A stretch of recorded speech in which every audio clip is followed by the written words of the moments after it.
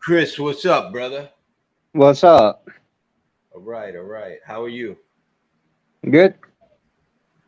Good, good, good. Mr. Anderson, how you doing, brother? Thank you. I'm all right, brother. How you? I ain't gonna lie, I'm a little pissy today, but What happened? I'm getting What happened over it. now? I'm in It's sleep. it Oh is what it is, brother. Uh, Social media. What can I say? yeah. Oh yeah. Oh yeah. Social media. Uh, it ain't. I put it to you this way: it ain't for me. Well, It ain't for man, me. It I've been never. snoozing. I just woke up. Oh, that's good, man. That's good. Thank you for joining us today. I know your sleep is important. You've been on the road for a long time, man. Thank you. Chris, how you doing, man? I'm doing good. Good, good. Spend a little Um, bit of time with my aunt, my uncle. I have fun. oh, that's good, man. That's good. That's good. Spending time with family is good. Yeah. Um, you know, I'm going to I'm gonna try to do that myself this weekend and step away from this you know, step away Rat, from the madness for a little the bit. the rat Yeah. race. Yeah. So anyway, I want to get right into it today because let's try not to have a 3 hour long show again. It's gonna be a long weekend, and you know what I mean. Let's uh, let's try to move this one along. You know, I, there's a lot of back and forth in the group. You know, as this group grows and gets bigger, and as time goes on, will we move further and further away from the reason this group is was established and what we did with the boycott? Things change, people's perceptions of the group and us, change. We go from becoming, you know, heroes and warriors to becoming scammers trying to rip people off, even though we never really asked them for anything. You know what I mean? But I wanted to touch on that because it's becoming out of hand. I got into a big back and forth today with one of these guys. He's been in the business for a long time. He's from New York. He got upset because I think, Chris, you removed one of his posts or something, or his Oh, I seen comment that or something. shit. Yeah. Yeah. And I even put it in the, little comment section when I deleted it, why I was doing it. And, all he had to do was reword it. Like when I seen the post, I read it a couple of times and I knew what he was trying to do. I Right. knew he was trying to ask for, get advice on the rate for that link. Well, the way he It, wrote it, it actually looked like a broker was actually posting it up. it actually wasn't him that upset me. It Right. was a comment made by someone else in the group to that Right. pissed me off. Right. I'm looking for it right here. It is right here. I'm looking for it right now, and so here it is right here. Hold on a second. This is really what set me off. When it's not the post, because I understand what he was saying. A lot of people get confused, and they don't understand the rules of the group. And like I Right. said, we've been around for a while now. Yeah, we've Well, been and around. that's why I always leave a comment when I do delete those posts because they see those comments, right? When we Absolutely, delete them. Yeah. absolutely. If you leave a comment, they will see it. And Absolutely. I explain exactly, why it's getting deleted. So, So that's what he right. that's what he posted. 1 second here. That's what he posted based on the comment that you made. If your post doesn't fit the narrative of Noah, it gets deleted. This is the guy, Michael Joseph. Yep. This group has no room for debating or any other suggestions that may help out independence. Noah moderators are no different than the cancel culture cultists. That started a stream of like just fury. And Mm-hmm. I know I'm wrong. I know I should probably ignore things like that. But this particular individual gets a lot of leeway from me. And he gets a lot of leeway from me because this particular individual has been driving trucks. He has had his commercial license and been on the road since the 80s. And he does give good advice on how to run your business. I never touch his posts or his comments because he's an old head. That's what we call them, old heads. And I believe in respecting old heads because in most cases, they are a wealth of information and they could teach you a lot. One of the things I didn't like about him, and I've had him on my radar, was when we decided to shut down, he kept rolling his truck. And not only did he keep rolling his truck, but the week after we shut down and everybody started working again, he told everybody he didn't shut down he didn't stop rolling during the shutdown.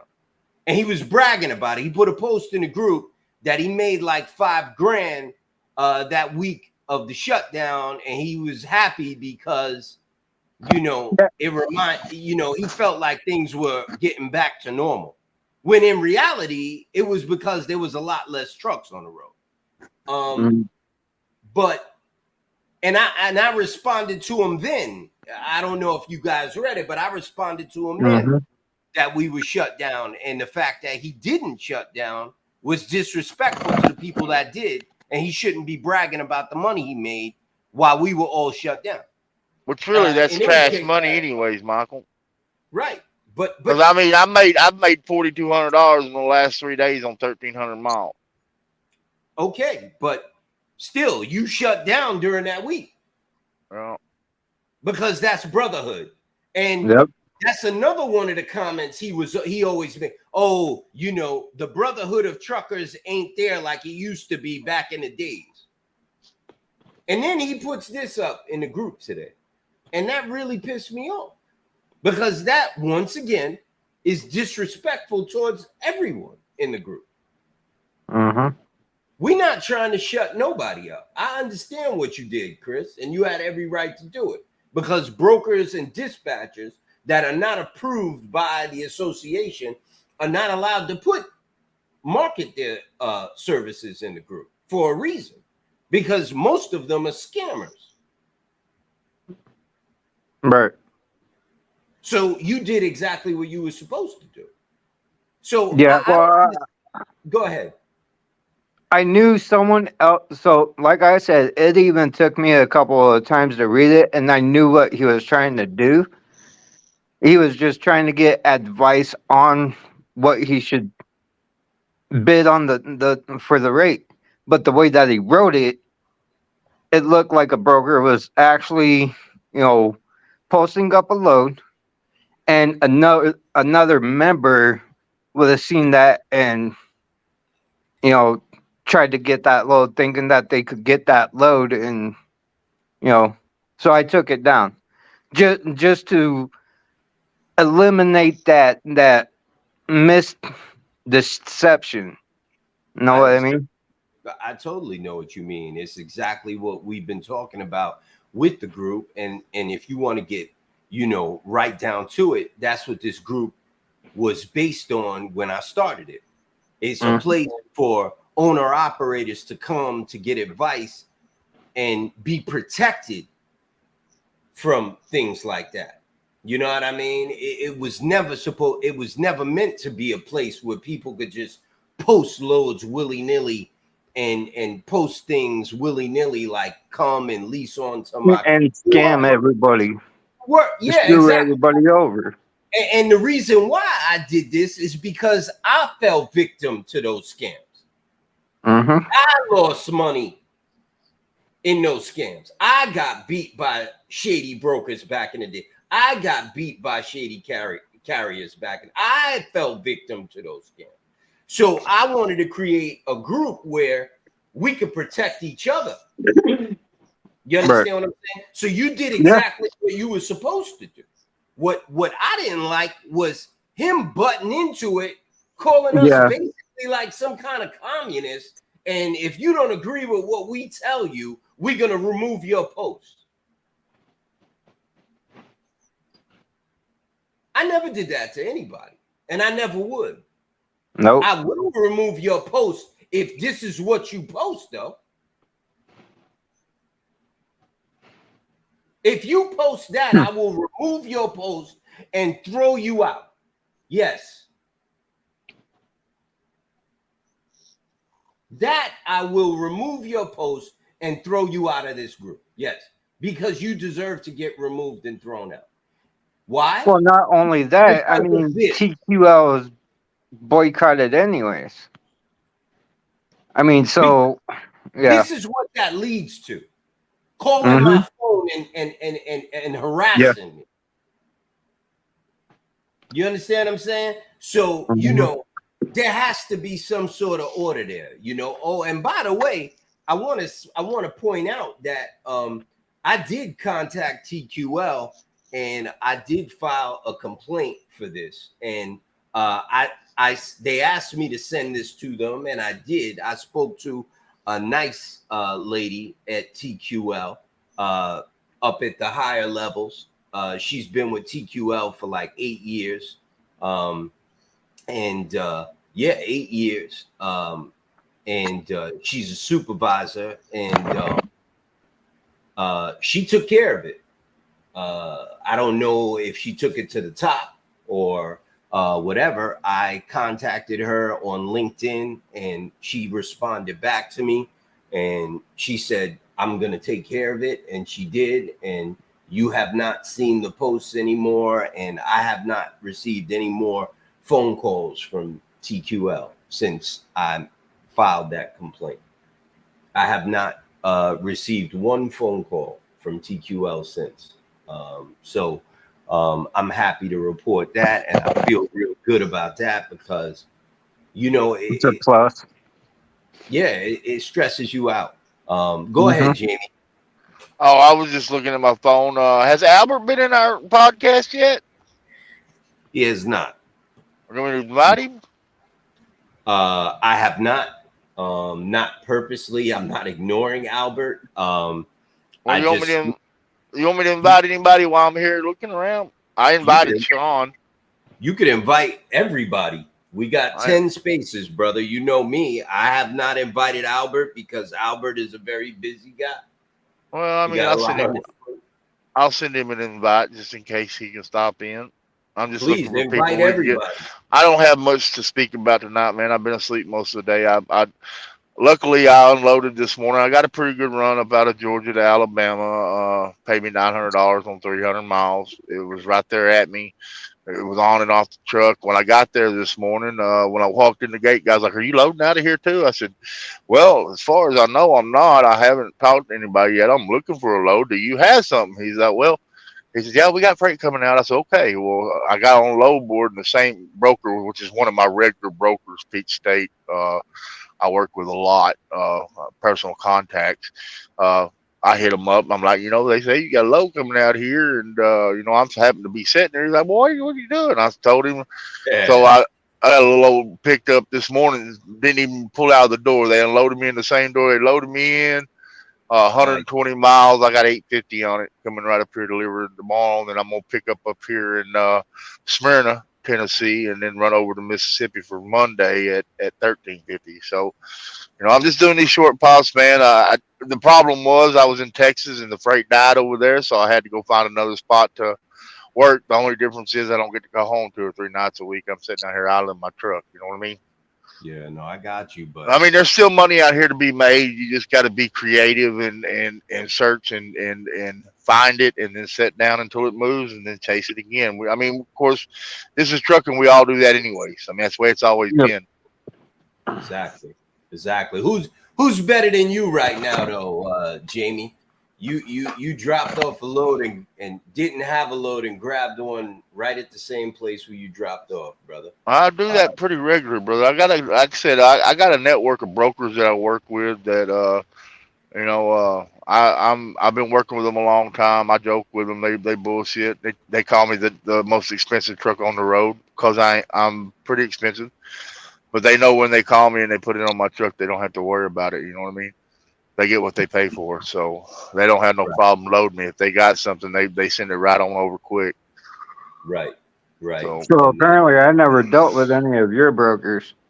Yeah, most me of neither. most of my brokers are down south. Like I said, I deal a lot with Peach State because I got hooked up with actually the owner of it, Bobby, and then Luke. I've seen somebody posting in the group crash on them, and I kind of asked them. I said, "Look, I've never had no problem with these people, and I've been running with them some years. They pay me well, and I've only had one load that was messed up, but they pay so good, man. They're always one of the top rates on the board. And of course, I always they know when I call or they call me that they're going to have to pay me, so they do it, and we got a pretty good relationship. I work a lot for a certain broker at Garrison that, I'm me and him's got a personal friendship and been working together some years. I mean, there's a bunch of them like that. So if I'm in an area, I call them before I ever get on the load board. It's about networking, about building a network and a trusted network where people know your work and know you're good at what you do and you're very professional about it, and they don't have no problem loading you. So, of course, we're always going to be out here, and we're going to end up in an area where our brokers don't have nothing or can't get the rate to where we need it to be, and we're going to end up on the load board invariably. I mean, it's the way it is, but sometimes it works out. Sometimes you're the windshield. Sometimes you're the bug. You know what I mean? Uh-huh. So I'm gonna tell y'all something. Chris, you wanted to touch on that? No, I was agreeing with them. Right. It's funny because I know you guys see all of the, oh, we don't know what's going on comments, and you guys keep everything hidden and blah, blah, blah. It's so funny because at the same time, my phone, I have 2 phones and they both end up dead every day because I take so many phone calls from people who go to the website, see the number, see the email, ask me to call them, or they call me. And, we spend so much time on the phone talking about the industry, the association, the Facebook group, what their plans are, giving us, big ups, keep it going, all of that. And it's funny, I met this guy yesterday. You guys asked me what I was doing yesterday to tell you about my day on Twitter. And when my dogs broke into my neighbor's yard, I was actually on the phone with this cool guy, David Quarter. His name is David Quarter. He asked me if he could call me, and I said, yeah, absolutely. And he called me up, and me and him were talking for a minute. He wants to be involved with the association. He got some pretty good ideas on how we could grow the association and get shippers, and I believe he does drayage. He does the containers, and I think he's down in Atlanta or in Georgia somewhere. I'm not really sure. He might have said Texas or so. I'm not really sure. Are you talking about Dre? Nah. This is somebody different. David Quarter. I actually, he's been in a group for a little bit, and he's been, posting, and I've been, he's been making comments, but we never actually spoke yesterday. So the reason I'm bringing this up also is because while I was on the phone with him, I heard the bell ring, and that's when my neighbor came over and was like, "Yo, your dogs are in my damn yard. I think they broke the fence. Please, She had the fear of God in her face, and I was on the phone with him when it happened, and I was like, "Yo, man, I'm sorry, I gotta go. I gotta go," and I had to hang up on him because my Rottweilers was in my neighbor's yard, and I didn't want anybody to get hurt. But David is listening right now. He's in Nashville, Tennessee, by the way. I asked him to come on the show, but he said he's having problems with his AC. He said he's getting that fixed. I'm about 60 miles south of him. I'm sitting in Cornersville, Tennessee. Okay. He's a Nashville. good guy. I remember when he joined up. I was the one that approved him in. Oh, really? Yeah. It's funny, Chris. He kind of stuck out to me, and he got that black fist icon. You know what I mean? That's why I always know. But you know what's funny? These people all think we don't know them. You know what I mean? They think, oh yeah, they think we don't know them. We ain't watching. We ain't reading the posts. They think it's like any other Facebook group. Like we just put it up here just because we ain't have nothing better to do. For shits and giggles. Right. We read in every one of their posts. We read in what they say when they answer the questions, when they come in the group, if they answer the questions at all. We reading everything about it. And once you make that first comment, I got you. I'm watching you. You know what I mean? Once you make that first comment, I know what kind of person you are. You understand? Yeah, and I've been looking at the comments too, a lot of them. Yeah. Once you make that first comment, I'm watching you. You know what I mean? I'm looking to see what your next comment is going to be. Yeah, go ahead. Hey, I think Senator Jason is going to join us. I sent him a request, and he's the one I talked to yesterday. The state senator in Georgia. In Georgia, yes, sir. Okay. Cool. I sent him a request. I asked him if he would like to join. He said, "Sure." Is it on Spotify? So I'm explaining it to him right now, and what platform is. No problem, Jamie. Not because I'm afraid of the senator, even though I know he's a formidable person, but I may have to jump. So if you could handle that interview and talk with the senator, that would be great. How is your connection where you are? I see you look frozen right now. And we lost Jamie. I think okay. I was over on Twitter talking to him, finding out if he wanted to come in. Yeah. He's a real good guy. I went back and read a bunch up on him, and he, Stacey Abrams tried to make it down there, and they did make it, but they tried to make it where no trucks around Atlanta could get off the interstate. And he does not like Stacey Abrams, so. He's I done some research on him and went back and read his posts on Facebook and Twitter, and he seems to be a really, really solid guy. I mean, and he's about trying to work with people to see where we need to go with the transportation issues. So nice. Yeah, we think it was a good connection. Somebody says Noah needs a senator in the mix. I think we have a few already. Yeah, we do, but I'm steadily reaching out to other senators and commenting on their stuff and putting up the problems and trying to get the attention. And yesterday I did get his attention, and we've been speaking since. So I mean, he seems to be a real good guy. He's a gentleman of Hispanic descent, and he says his family's been in transportation, and he said that's one of the platforms, one of the things when he ran, that's the reason why he wanted to get in. That and of course the constitutional carry.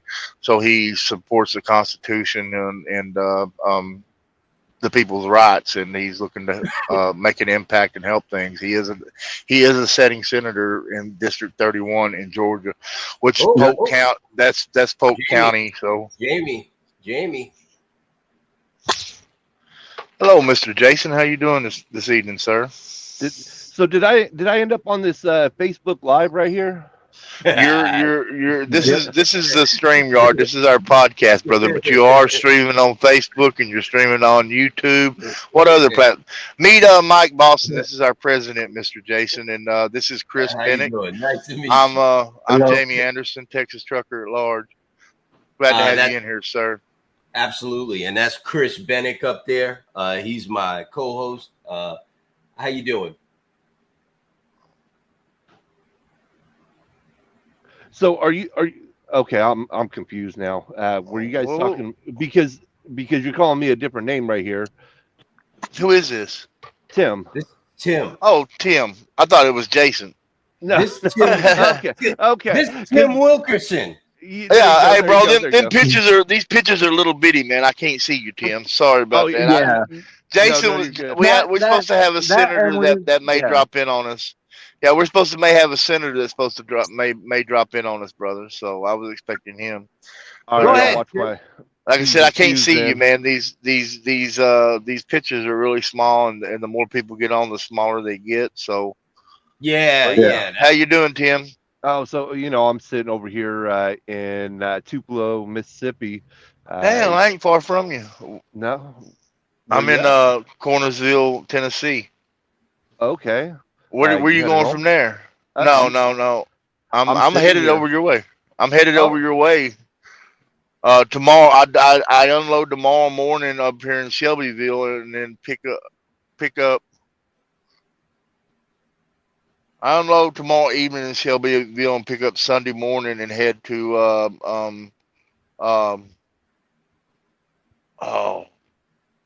Brookshire, Mississippi is the last place, or Brookhaven, Mississippi. But my first drop's there, right by Jennifer, and Jackson, Mississippi. I go to Okay. Jackson and Brookhaven. All right. Tim, For what, Monday what, delivery. Tim, what you I'm- been up to, brother? Oh, I delivered my load today. Everything coming out of here was, some cheap freight that I wasn't going to take. So I'm just sitting here at the Loves over here in Tupelo. I'm going to probably take off tomorrow. I'll probably deadhead up north somewhere. Not sure exactly where. Looks like there's about 4,000 loads around Chicago for Tuesday, so I might position myself up there. I was thinking about getting a plane ticket and head home for a couple days, but those tickets I'm waiting to see if the prices drop on them. Right now they're running about $650, so I didn't want to really do that. Other than that, I'm just sitting. No plans really. Just taking it one step at a time. This is what I do. Cheap rate, I don't take it. That shit. Well, brother, I'm down here in this area. I've been doing good all week, man. I've run in the last 3 days. I've run 4,200 $4,200 on 1,300 mile. Yeah, but Real Jamie, short pops on and on. Jamie, you got a reefer. Tim, are you running a reefer or driving? Reefer. Yeah, he's under Oh. reefer. That's what I thought. Yeah, it's been Yeah. pretty good down here, man. I'm getting these short pops anywhere from 850 for 150, 200 miles up to 15. I had one pay me $2,100 on 400 mile. It's been pretty good down here, man. There seems to be a lot of freight right down here in Alabama right now, and what I'm doing is I'm jumping out of Alabama down to Georgia, and then right back to Alabama as quick as I can get here, and then I pick this one up. This one paid $850 going 120 miles. Yeah. And then I'm picking up there going 340 miles, pays $1,350. So I mean it's been pretty good. Ladies and gentlemen, I'd like to welcome presidential candidate Mr. Albert Hershaw to the show. Hello, Hey, Albert. Hey, Hey, Albert. how's everybody doing? Good. We're How you doing been? good now that we're doing good now that you and Tim showed up. Roger that. Mr. Hershaw, what have you been up to, sir? What's going on in your neck of the woods? With campaign or in my life? Campaign wise, Campaign wise. yeah. Tomorrow night we have the presidential debate on Twitter, first ever on Twitter. So in itself, it's making history. The other part that's making history. It's 3 Republicans versus 3 Libertarians. So, Wow. in terms of presidential candidates, we never had that configuration on a platform before. So it's making history two ways there. Wow. So I'm deeply What looking time forward. is that? 7 p.m. All right. You okay, Christopher? You You lost all right, your brother? mic. No mic. Mike. Chris, fix your mic. Oh, yeah, sorry, I had it off. Yeah. I thought I clicked it back on and it didn't go on. But all good. yeah, I was just choking. Spit went down the wrong way. Got That's you. all. Mr. Harshaw, tell me about your Gettysburg Address event coming up. Yes, thank you. September 16th, we're having the Save America Gettysburg Address. Its birth came from the fact that I got snubbed at the Iowa State Fair. Aside from many phone calls and emails from myself and other supporters from around the country, 0 returns on the phone calls and 0 returns on the emails. So, and to go there, you need stage access, which is the Governor's Fairside chat, which is the Des Moines Times Registry's stage platform, and also the regular stage, right, for news and interview. So, so I was looking around. So I managed to get Gettysburg, and they never ever do political gatherings, but they allowed it in this occasion. And the original venue that I wanted was Town Square, the South Quad, but they said 200 was too many. So and they gave me another venue, and the farmers market was being there. So then they offered me the Fireman's Pavilion, and I was like, "That's God's hand," because that's how I started out as a firefighter before I was in the military. So I was like, "Absolutely, I'll take that." So Save America Gettysburg Address is going to be at the Fireman's Pavilion. Start time 2 p.m. So it's going to be a good venue. It's going to be good showing. I'm setting it up for the way I'm doing it is so that people can speak without having any connection to me. I've invited several different speakers from different advocacy groups, so they're going to speak before me, and there'll be disclaimers. This way, they're free and clear and able to get their message out, giving voice to the voiceless, which is part of my platform. And like NOAA, their message their plight has to be heard loud and clear. The vaccine injured, Shepherd's Watch, which is trying to save children to stop them from being trafficked, and other organizations there, America First, MAGA Mission. So there's going to be different speakers. React 19. So we're looking forward to it. So, Mr. Hershaw, are we going to be able to? I heard y'all was doing like a Zoom there. Are we going to be able to ask questions to the other participants in the debate? It's going to be a Zoom. They didn't tell me that part.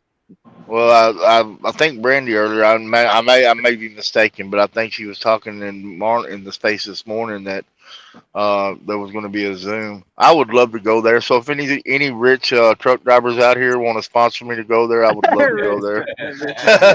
Good luck with that one, Jimmy. Wait. Are you talking? There's no way I can afford to go though. Oh. Yeah, I wish I could I'm go sorry. too, but No, yeah, you said debate. Gettysburg is not a debate. It's a platform for advocacy groups to speak. The debate is tomorrow night. Okay. Are we going to be able to come up on that and ask questions, or how's that going to work? That's up to the moderators. We know what your stance is on transportation and all these, because we listen to you so often and get to speak to you so often, but we don't know what these other candidates are, what's in their mind as far as if they even know anything about what's going on out here, which they probably don't, because most of them don't. That's why I think this debate is going to be great. Hey, Albert, what day was that again? Excuse me? What date was that again? The debate's tomorrow night, 7 p.m. Oh, no, I'm talking about Gettysburg. September 16th. That's going to be on Twitter, though, ain't it, Mr. Hershaw? Yeah, we're trying to get on every single platform.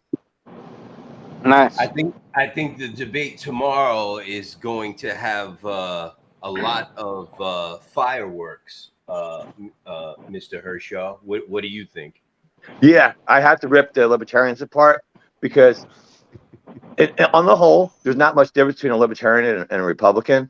But the hardcore reality fact of life is that there's only two parties, and unless you're part of the party, you're not going to get any agenda taken care of, right? So if they really want to get anything done, they're going to have to join a party. They're practicing third party. They're trying to get caucuses in the third party, but the numbers just aren't there. They're not. They don't even poll at a caucus, right? So But they they have to poll. but they are dangerous to us because they do have the ability to split the vote. Right. Right. I didn't get that far yet because of what they've done. Right. We ended up getting Bill Clinton. We lost the Georgia runoff. Right. And there's a couple other citations. So wherever it's been critical because of them, we've lost. And we didn't lose small. We lost big as a result. And it's every single time because they think they're going to make a third party. And the reality is they're several decades away from achieving third party. They're gonna have to get a libertarian of 10 or more members in every single caucus, in every single state, in every single precinct in order to make that work, right? In order to have a real third party. That's just not realistic in any time short term, right? So meanwhile, they get in there, they spout a bunch of views, and they get nothing done, and the vote gets split, and we lose, and we get people like Joe Biden, or we get people like Clinton, or we get what's his face, Warnock. And the people that should be in there, like Herschel Walker, don't get in there. Warnock is on the Transportation Committee in the Senate. And oh boy, I'm just going to leave that one right there. Wait, say that one more time about the Transportation Committee, Senate. What? Warnock is on the Transportation Committee in the Senate.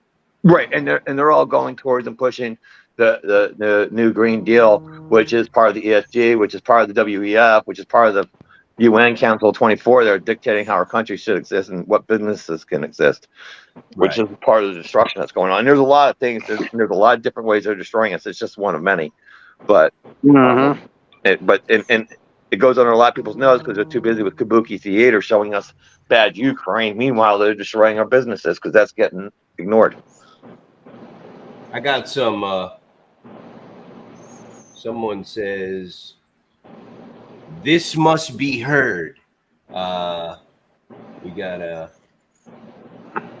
Wow. Okay. I've got a big one for you, Mr. Hershaw. Mr. Harshaw, are you a supportive of Trump?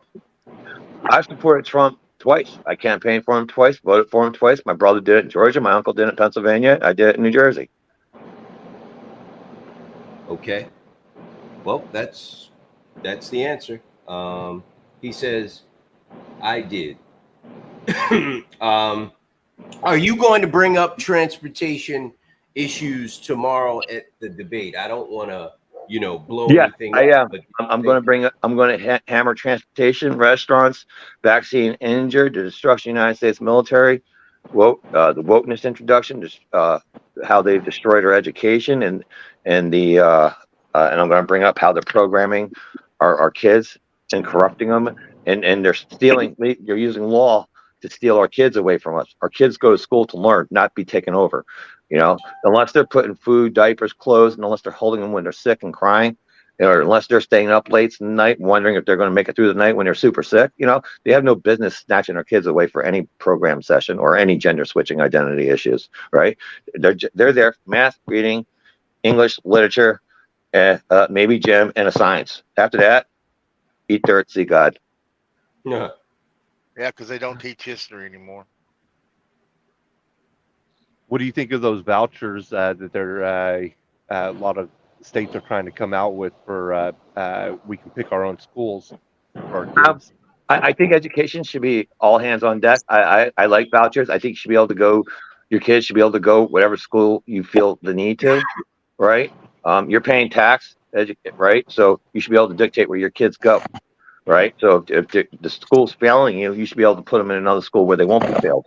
Right, because the idea of school is to make it where they have enough education, they become productive members of society by the time they get out of the 12th grade. Mr. Harshaw, we have a couple of questions for you here from someone watching. How do you feel about Trump being indicted and would you pardon him? He shouldn't be indicted because they're not indicting Biden, they're not indicting Pence, and there's about 15 other people, including Nancy Pelosi, right? And none of them are being indicted. So yeah, I would pardon him just to make a level square, right? Because law is not supposed to be partisan, right? And you're not supposed to go after your political opponents, right? The last time we did this, and this is where they're making a whole big hoo-ha, bro-ha out of it, trying to get political points, right? General Grant was arrested in 1871. That was the last time that happened. Would you said you would pardon him? Yeah, you have to. Okay. It's not a question of what you want. It's a matter of law and principle, and it's a matter of long social standing, right? Very good I don't have to. answer. I don't agree with everything that was done, and I think maybe he should have done some things better, along with any other politician, right? But you should not be singling him out because he threatens your world globalization, right? And we're not supposed to be world global. We're supposed to be the United States of America. We're supposed to be the guide for the world. It's supposed to be looking at us. We shouldn't be looking at China how it's done. We shouldn't be looking at Indonesia how it's done, right? They should be looking at us to see how it's done. You're exactly right. And Yep. they do. And when they see things like this on TV, it just gives them strength. You know what I mean? It makes them feel like they have a chance, you know, and over the decades, and this is just my opinion, but over the last, 3 or 4 decades, at least since the 90s, it's just been getting worse and worse. It seems like the real politicians are gone, and we just got these people that just want to make us look weak. And it's just bad. It's just a bad flavor out there, and it's bad all around. I don't like it, but it is what it is. I mean, I guess I'm old and out of touch, but I remember when the United States of America was a powerhouse, a global powerhouse, and it just feels like we aren't anymore. Well, look, Mr. Hurt, yeah, you're surrounded by truckers here, so I want to get on some trucker issues, but I want to give you the opportunity to respond to that. Go ahead, sir. Well, here's the thing. All right, we as a people, nation, we've fallen far and hard. Okay, just using some quick statistics. All right, off the ODBA and off the Department of Education site. On the national average, teachers spend about 13.5 hours a year teaching, right? Whereas in Indonesia, they spend 900 hours teaching. Yet they capture more intellectual property by the time they leave school than we do. So an overall, whilst we have quantity, we don't have quality. We have indoctrination, but we don't have quality. We don't have rigor in mathematics or in science or discipline or in vocation training, right? Whereas the other nation does. Right. So they capture more of that intellectual property than we do as a result. Right. So we need to get back into the business of recapturing that because it does a service and it destroys the ambitions of our children. And while I'm 50 and we're all adults, we've lived our lives. Right now, we're in a fight to save what's left for ourselves, but also make it where our kids have a level square and have a fighting chance at becoming something later in their life, and also our grandkids. Right now. Also by the numbers on how far we've fallen. In World War II, within 3 years, right? So we built, made, manufactured, and deployed. We deployed 2 million war trucks, 2.2 million aircraft, 225,000 tanks. From every berth, we pumped out a warship into the ocean every 47 days, right? And millions of soldiers were manned, armed, fed, clothed, building structures, railroads, and highways were built globally, right? And all of that within 3 years. Now it takes us 10 years just to get approval to make a building. That's how far we've fallen, and I have to disagree on a few things. While of their generation, they were the greatest generation. I think the greatest generation is similar to the football team that's 17-28 and losing, and they come behind and they win at 30-28. And that could be us. We have that capacity. We have that will and that drive, and we should and we will. That's the goal. Did anyone on this panel here want to respond or add? I think Tim, you had a question about the schools. Michael, you're new here. Would you like to ask presidential candidate Albert Harshaw a question, sir? Harshaw. Yeah, how you doing tonight? Hey, how you I'm doing? good. That's ADD, Albert, on Twitter. ADD? Okay. Nice to meet you finally. Question, Mike? No, I did. I asked him how he was doing. Okay. I got my Well, windows down, bro. My air conditioner's out again, all so it's kind of loud here. I'm just listening, and I'll roll them up and talk to you when you need me. I got you. That is a question. How you doing? Jamie Anderson, Mr. Yes, Anderson, sir. you have a question for Mr. Harshaw. Well, I've already asked my question, but I mean, I've got a statement. You know, it goes down deeper than schools. I fully believe that, you know, in the principles that hard times create hard men and soft times create soft men. You know, like our forefathers, they lived a harder life. You know, they wasn't catered to and was disciplined. Uh, Different than kids today are disciplined, and I think that's what we got to get back to. We got to start it a lot earlier than school. That way, they can't corrupt and twist the minds of our children. That's just my thoughts and views. But yeah, Well, and I'll pass the mic. well, look what happened. I mean, the parents that are raising the kids today, they're so woke. Don't forget, these are the kids, people we used to call snowflakes about 20 years ago. So there was a lot of social programming going on back then, right? And now it's catching up and we're seeing their fruits, right? Well, we need our fruits of Americanism. We need to be America first. We need to bring back manufacturing, industrialism, you know, the education and everything. I mean, we need to kick countries out. Look at China and Bethlehem, Pennsylvania. Bethlehem, Pennsylvania. They're building a steelworks. Why aren't we building that steelworks? Why has it got to be money going outside our country to China of all places? Kicking the hell out all of the day. Let's get our people in there, I right? do got one question for you, Mr. Herschel. So, you know the situation with these big associations like TIA and ATA and other big associations that even not doesn't have anything to do with the trucking industry, with them their goal and their mission and what they are doing to crush small business. How would you combat that? Well, first of all, I believe in global divorce, right? Yeah, I would keep the UN in terms of we need a place to talk. But as far as the ESG guidelines, the WEF and the WHO, gone, done, divorced. You know, there's no, you know, Vivek Swamsey, whatever the hell his name is, he wants to get us back into the TPP. Nope, done, gone. You know, look, we can What make about NAFTA? NAFTA. I hate because it destroyed it. I have a personal connection with the NAFTA and what it did to even my dad. So I that's something they should never have done. I agree. I've got a lot of questions here I need to get to for Mr. Harshaw before they get backed up on me. I want to start with this one because this one is near and dear to my heart. What are your thoughts on the BRICS nations, their money, and Biden trying to change our currency to crypto like China? Here's the thing. Up before they had the euro, before they had the EU, all right. Even when I was stationed in Italy, they had the lira in every country, you know, and I used to trade in the money, right? Just for hell of it, and make some extra cash, right? So Slavics to Italian to lira to back to American, you make out ahead, right? So there's always been multiple currencies.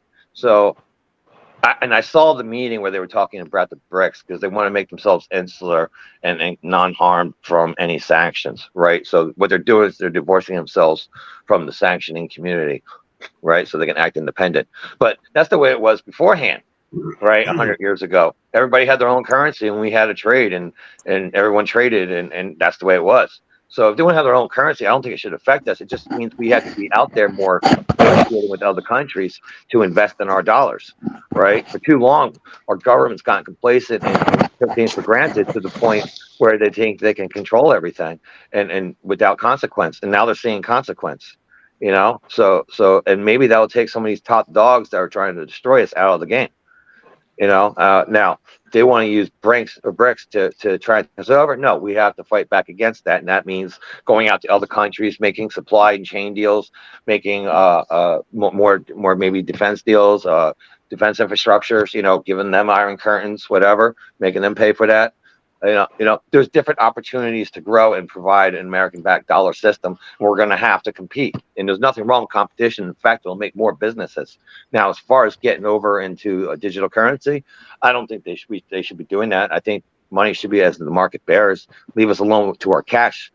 As a society, we're not ready to make that conversion. I think it's going to happen, but I think we're about 100 years away before we're actually ready for that anyway. So if they're trying to rush it, they shouldn't be. Leave us to our cash for now. Anyone else want to touch on that on the panel? I just want to say that Albert, he's nailing these questions. I mean, he's absolutely nailing them. I mean, I agree. I don't even know why the BRIC nations are still called the BRIC nations. Brazil, Russia, India, China are not, in my opinion, emerging economies anymore. I mean, China is like richer than us, basically. India just I think I heard they put a rocket on the moon, or they did something on the moon. Yeah. Russia controls pretty much the world's oil reserves and has the entire planet in a stranglehold right now. And that's pretty much the reason why you guys are paying $5 a gallon for diesel fuel. And Brazil, I have no comment. But I think that's an old term that doesn't really relate to what these countries are now. And I think that the United States should be concerned with the United States. Call me a protectionist, but it is what it is. I think we should stop all of this trying to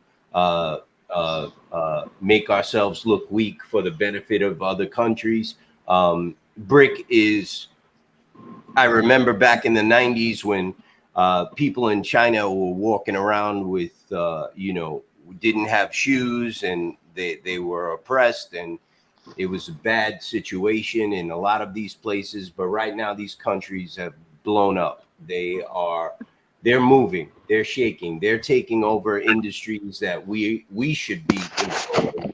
And I don't like the term BRIC, and I'll leave it at that. That's just my opinion. Got another question for you here, Albert. If elected, are you going to finish cleaning the swamp? Yeah, I studied into that, read into it. The synopsis is this: there's something called the Federal Civil Service Act, and it's going to pull from 3 different sectors. The first one is it's something called the efficiency clause, and underneath that, I can fire anyone there that hasn't been there more than a year. So a year or less, they're done that there and then that day. As far as terminating the road, they have the right of response and rebuttal, which is 30 to 90 days, right? So, and if they do a court case, it might take a little longer. But under the Stone law, right, Stone Black, they merged 2 cases, which pulls in from an earlier case from 2002, right? And then Stone Black is 2018 to 2022, right? So there's 2 more clauses, which is the bitter but sweet, right? So they get the rebuttal from the Stone Black law, which means you have to have all your eggs in one basket and give all the reasons why you're firing them ahead of time, right? And then you backfill the positions that you need filled, which is the bitter but sweet, and then you use the efficiency to get rid of everyone there a year or less, right? I'd rather pay they're going to win in court on the severance, right? In theory, but just like in the previous bitter but sweet cases, and they'll get their severance, but they won't get their job. And I can backfill with the job that we need, because those positions I believe to be a matter of policy. And if I want pro-American policy, I need pro-American people working for those policies, right? And then 2, there's over 230 different branches of government. So we need to condense them down to about 100, because they got cases. There's 5 different branches doing the same job. Why do I need to pay out 5 different branches for one job? Right? I run a small business. I'm not going to hire 5 people to pull the same weeds or pull the same thing. No. I'm going to condense into where I need it, and we can lower money. We can start paying back a deficit, So if ideally, I'd like to get us down to maybe 170, 180 offices instead of the 230, right, and then shrink us down from there. Albert, I have a follow-up question to that watcher's question. You suggested a self-regulatory organization for the transportation industry an SRO. In my opinion, that would be an excellent idea. It's actually already in effect in larger industries than transportation, like the securities industry. Could you expand on that? Yeah. Well, let's see. You have brokers, you have owner operators or carriers, right? So you need carrier representation from owner operators. You need representation from union, right? You're gonna need representation from brokers and also from shippers, right? And I envision it as a 2-year deal with the people you elect to the panel. So it doesn't matter which version of your industry in, you have the right to put up your grievance, and that council will hear it and rule on it, and they'll have the force of law as well. And in cases of illegal activity, you guys will have the first response, similar to Cattlemen's Association, that you can swear in officers to go raid and capture where evidence is destroyed. Or in the case of human trafficking, go assert that initial reaction to rescue. Everything similar to the Cattlemen's Association there, but we're also, in terms of efficacy of the panel, just like they do on Wall Street with the brokerages, right? You'll have the full legal authority to make rulings on cases brought before you by its constituents, such as the carrier versus a broker, or a broker versus a shipper, or a shipper versus a carrier, vice versa, right? You'll have that full authority to make that ruling and force of law. And that, in my opinion, would accomplish a lot of goals. Now, would insurance companies be allowed to participate in that panel because they're stakeholders as well? They would, because they represent a sector of knowledge that the rest of the sectors may not have intimacy with. So I do think it's a necessity at some point. Yeah. Right. I think that would cut down government spending. That would make the government smaller, in my opinion. Creating a self-regulatory organization, an SRO, you'd be able to you might be able to cut down the budget of the FMCSA. Right. And the reason for giving your SRA the ability to legally swear in people, because your industry has a lot of physically moving parts, right? Whether it be a train, a truck, or what have you. A lot of your stock, we'll call it stock, is mobile, right? So your response time is actually having to be faster. Whereas in a stock market, it's pretty much static. So they have a response time window that's a lot larger than yours. In your world, your response time is a lot more narrow. So you need that focused ability to act. Got it. And in my opinion, when I read it, it made sense, and it made a lot of people agree with it. One of the important points I'd like to point out about that suggestion and that idea is that it is self-funded. It is funded by the members of the trucking community. So the government doesn't have to pay for that idea. Is that correct? Right. And the other part, to avoid corruption, I see it in alternate years. So you have odd number seating and even number seating. So whatever you're seating, so if you're even number, you're always 2 years on post, and then you're voted in anew by another members, right? Or someone else takes your place. And then in odd numbered years, you would get voted in. So you're always voting somebody in every 2 years, just that their vote in is odd or even years, depending on their seat number. Right? Can I respond to that one, Mike? You ready to jump in, huh? Oh, yeah, absolutely. Everyone can respond. I believe that is a great idea, and I believe it would be more feasible than what we have now, because you would have people that's actually in the industry and knows that part of the industry. And it just seems like to me that you could get a lot more accomplished than going through the bureaucracy that is Washington now. That's just my thoughts. Working together. Shippers, carriers, owner operators, insurance companies, all stakeholders working together to regulate their own industry. That is the way it is done on Wall Street. Okay, it's in my opinion ingenious. It's a heavy lift. I floated the idea. I mentioned it to a few people. It is a heavy lift, but it is definitely an excellent idea. Isn't real estate like that as well? I'm not familiar with how that one I works. believe it is actually. The board, they got a board of realtors that, yeah, I believe it is. They handle licensing, but not law enforcement. Oh, Right. is that what it is? Yep. Okay. Albert's idea would work. The way it would work is the self-regulatory body wouldn't take over full control. They would just take over. They would be the first line of defense, and anything that was more egregious than what they could handle, they would recommend to the FMCSA. And the FMCSA, if they felt it needed more, they would recommend it to, is it the Department of Justice, Albert, or? Yeah. Yeah, it would actually probably go to FBI because it's interstate commerce at that point. Okay. I'm a novice at this, but I like the idea. Michael. I like it too. Yeah, Michael, you want to chime in there? I saw you screaming at someone in front of you. You busy? No, I just got cut off by, a car and then a motorcycle, and then the motorcycle jumped back over, and then he Okay. took off again, and then he jumped back over again, and I was like, come on over. I mean, it's only a bumper. It's only going to hurt for a minute. Yeah, don't throw any bottles of pee at him while we're on camera. Tim, I keep a number of bottles of pee next to me for those particular moments. Tim, anything you'd like to add, sir, before I go to this next question here? No, I had a question, about insurance. I just read on it about 45 minutes ago, so I haven't been able to look into it.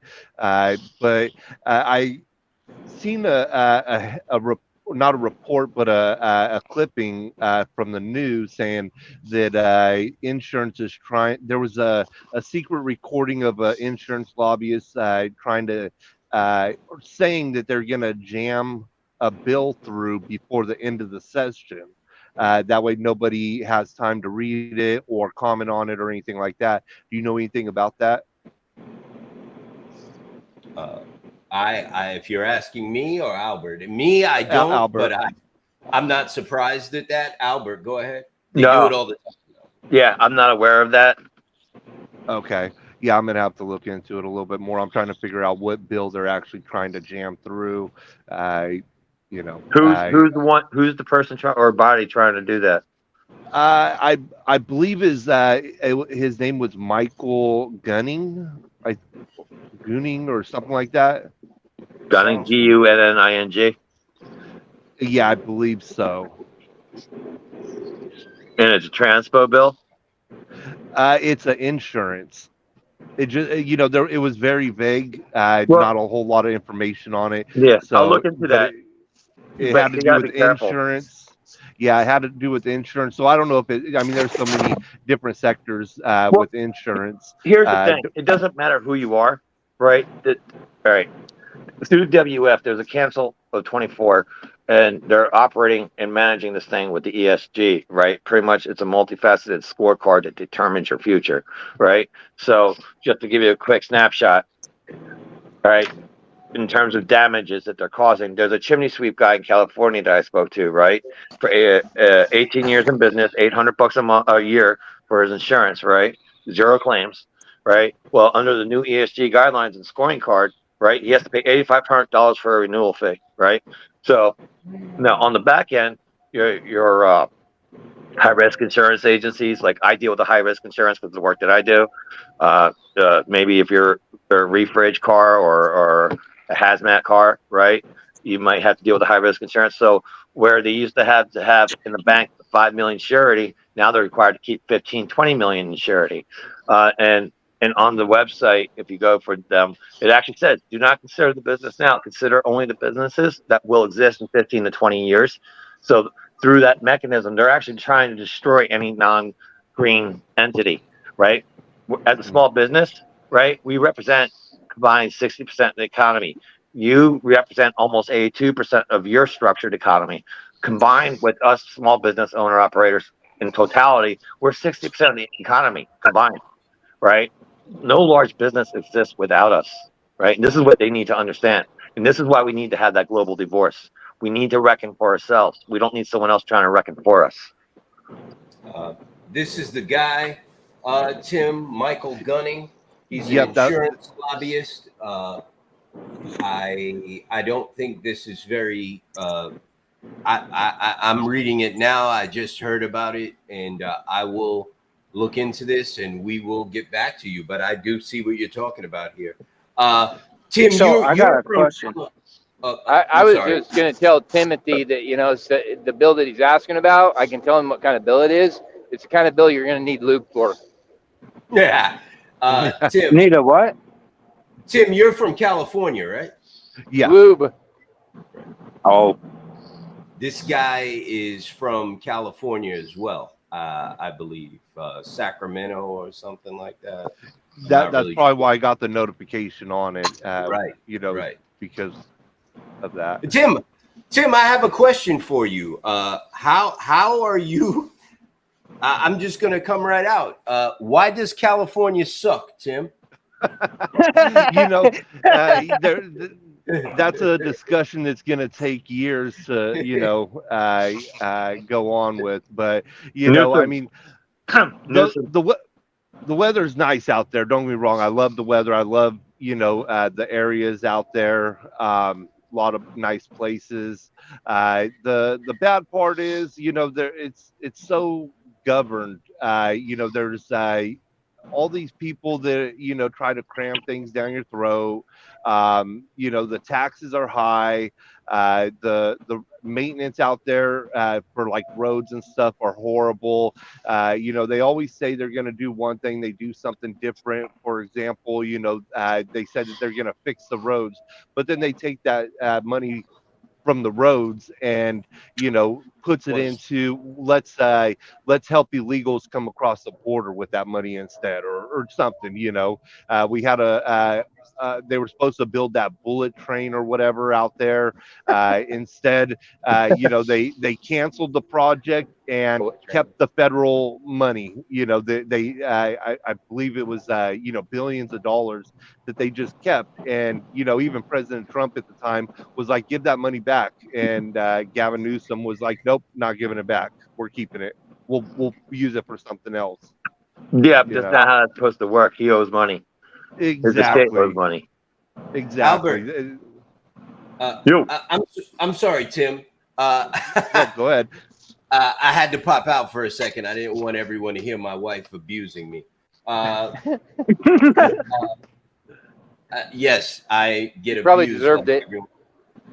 Absolutely every time. Albert met my wife at a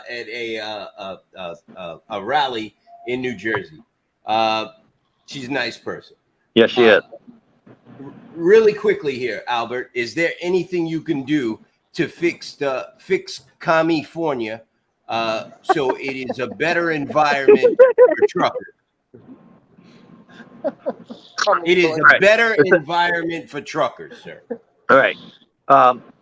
Aside from the fact that states regulate themselves, right? Because you have self-determination through your states, right? Because states are very powerful with that in terms of your everyday living. At the government level, helping form the SRA, which I can use an executive order to ram that down the throat and buy you guys time until they can legislate it through Congress. But meantime, they'll make it where you can have that force of law and do everything you need to do and get it up and running right away. As far as the global divorce, stripping the ESG out of everything, all these things will make it better. Because, look at the technology they're using for the batteries and the lithium fields that they're mining from.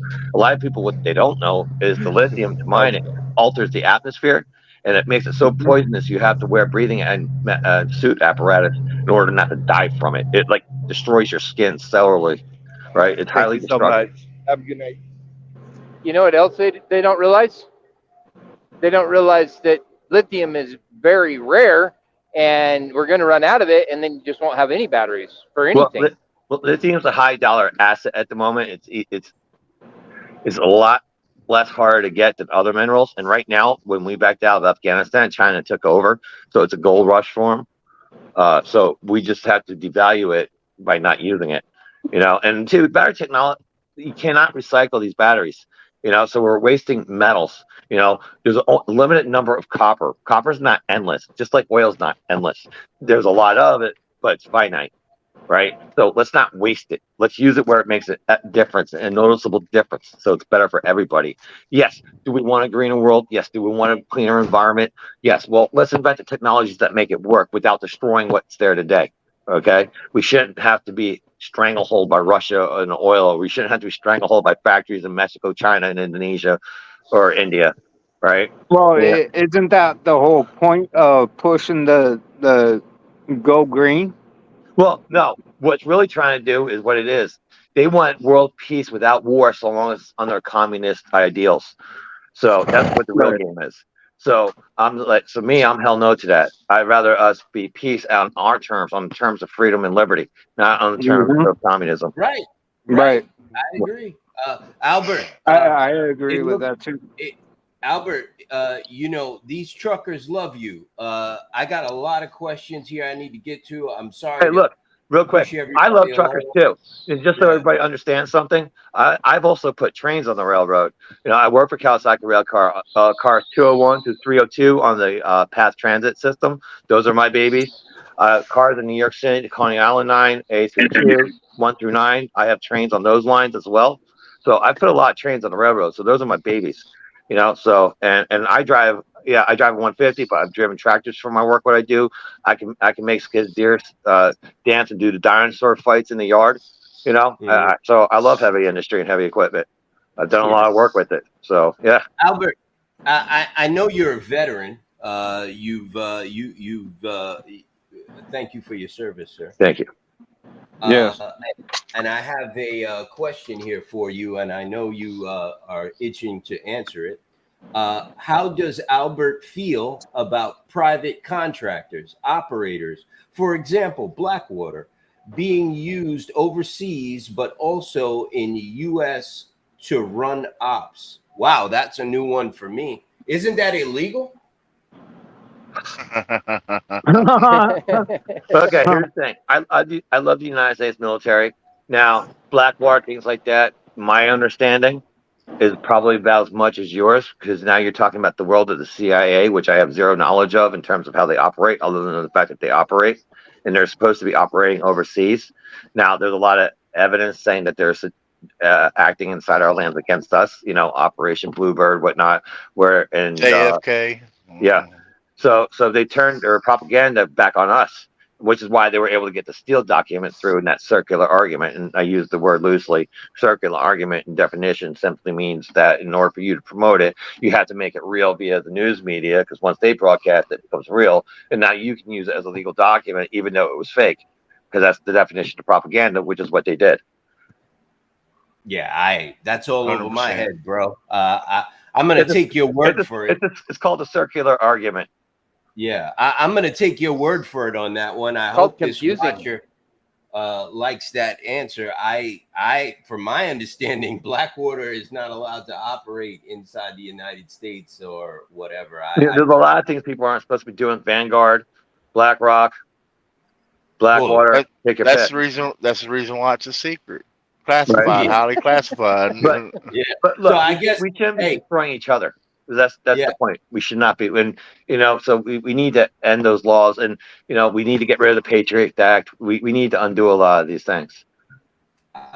if no one wants to touch on that one, I have another one here. Okay. I can't elaborate further. Not against the U.S. entirely. I'll say it really depends on who's in office, and I'll delete these comments after. Yes, please delete them. Yes, please. All right, Albert. I don't know if you want to respond to that. I'm reading them I'm on as a they meeting. come along. I have another one here. When and if elected, are you going to join in on the live chats when possible as president? That's an excellent question, sir. Are you going to forget about the little people? No, I've actually answered this many times before. I actually want to keep the live chats, whether it be Twitter or whether it be here or wherever. Obviously, I won't have a lot every day to be able to do it like I do these days, but I'd like to do it like once a week or once a month and connect with people that way. Because for me, it's the same as going to a bar or a restaurant or tavern and having the face to face.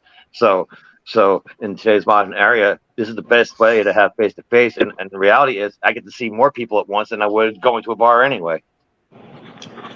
You know, does anyone else want to touch on that? Because I want to make a comment on Yeah, I want a tour of the White House. that. You know, I would like Albert, that too. you know, Albert, the truth of the matter is that I think that a lot of presidents go into office with that in mind, but they find out quickly after they're there that they have to go into the bubble.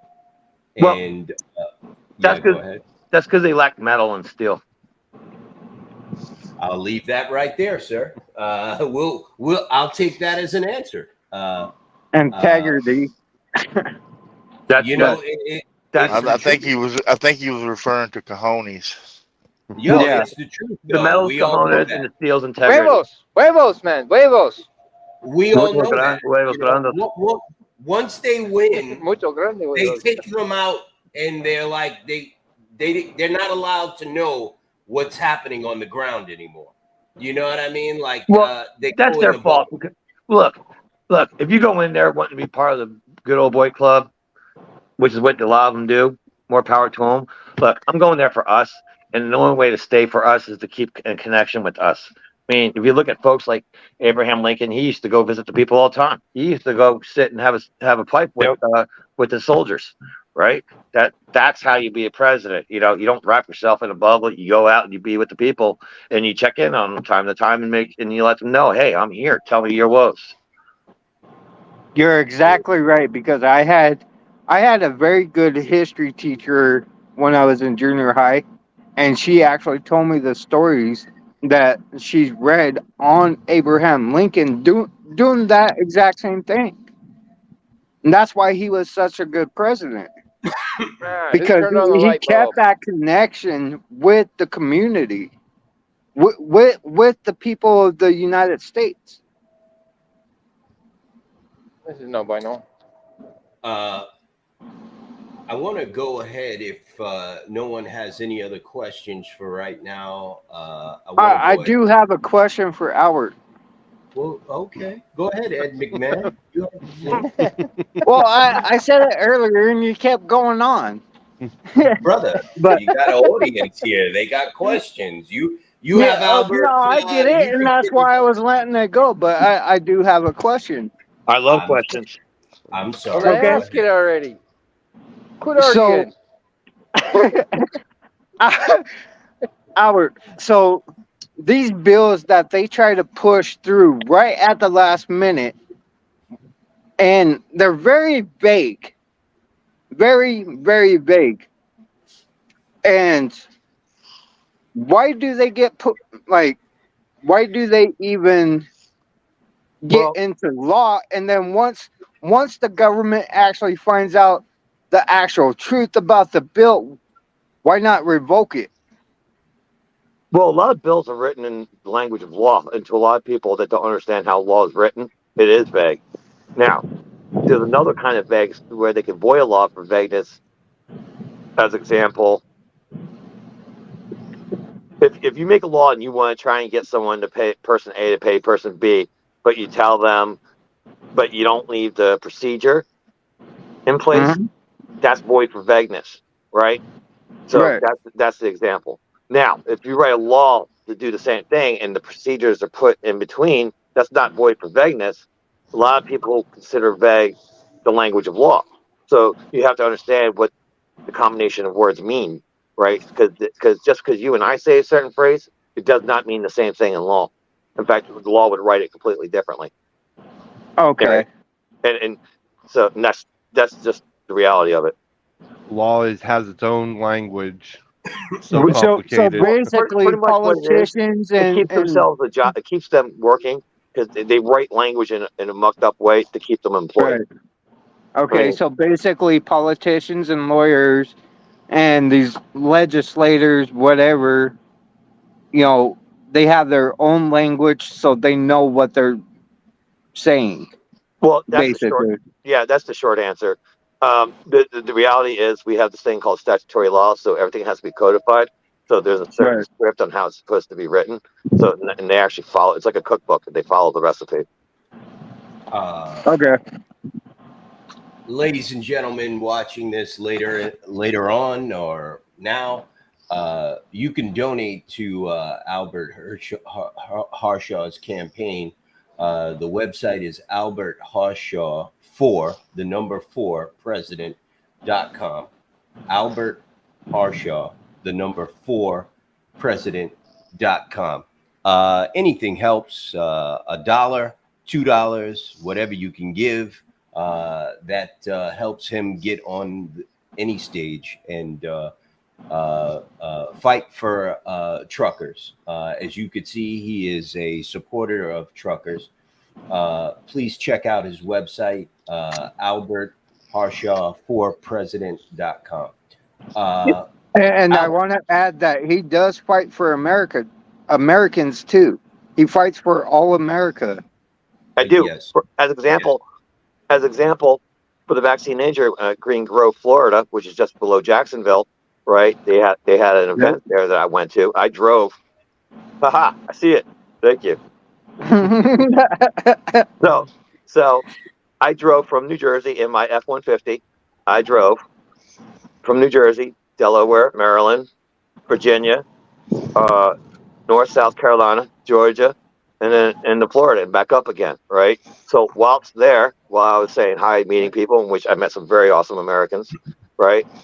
And at that same time, right, in DeSantis' own state, he was up, Massachusetts, going to one of his crony friends' wedding as a guest of honor. So that shows you where the priorities are with these people. You know, and one of the nurses that was injured from the vaccines, she was on his round table that he had about the vaccine injury, and he was supposed to help them, and then he reneged. So he couldn't even support the very person that was on his council. So, Albert, I'm sorry, Ed. I have Sorry. a question. I have a Go ahead. question.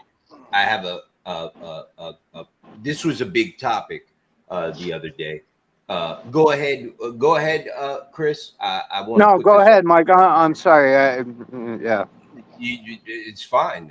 We don't get Albert all the time. I was just gonna say I don't understand why Albert's so low on the poll when just what he mentioned alone with DeSantis. That's what I don't get. Well, it's a media thing. Yeah, I know. Remember, we spoke about this. We speak about this all the time. He who controls the media controls the world, man. Albert, we need to get it out there. You know what I mean? It needs to go viral. And I'm trying to help with that. Just so Albert knows. You know, I appreciate any and all help, and from the bottom of my heart, because we got to win this fight together, and it takes all of us.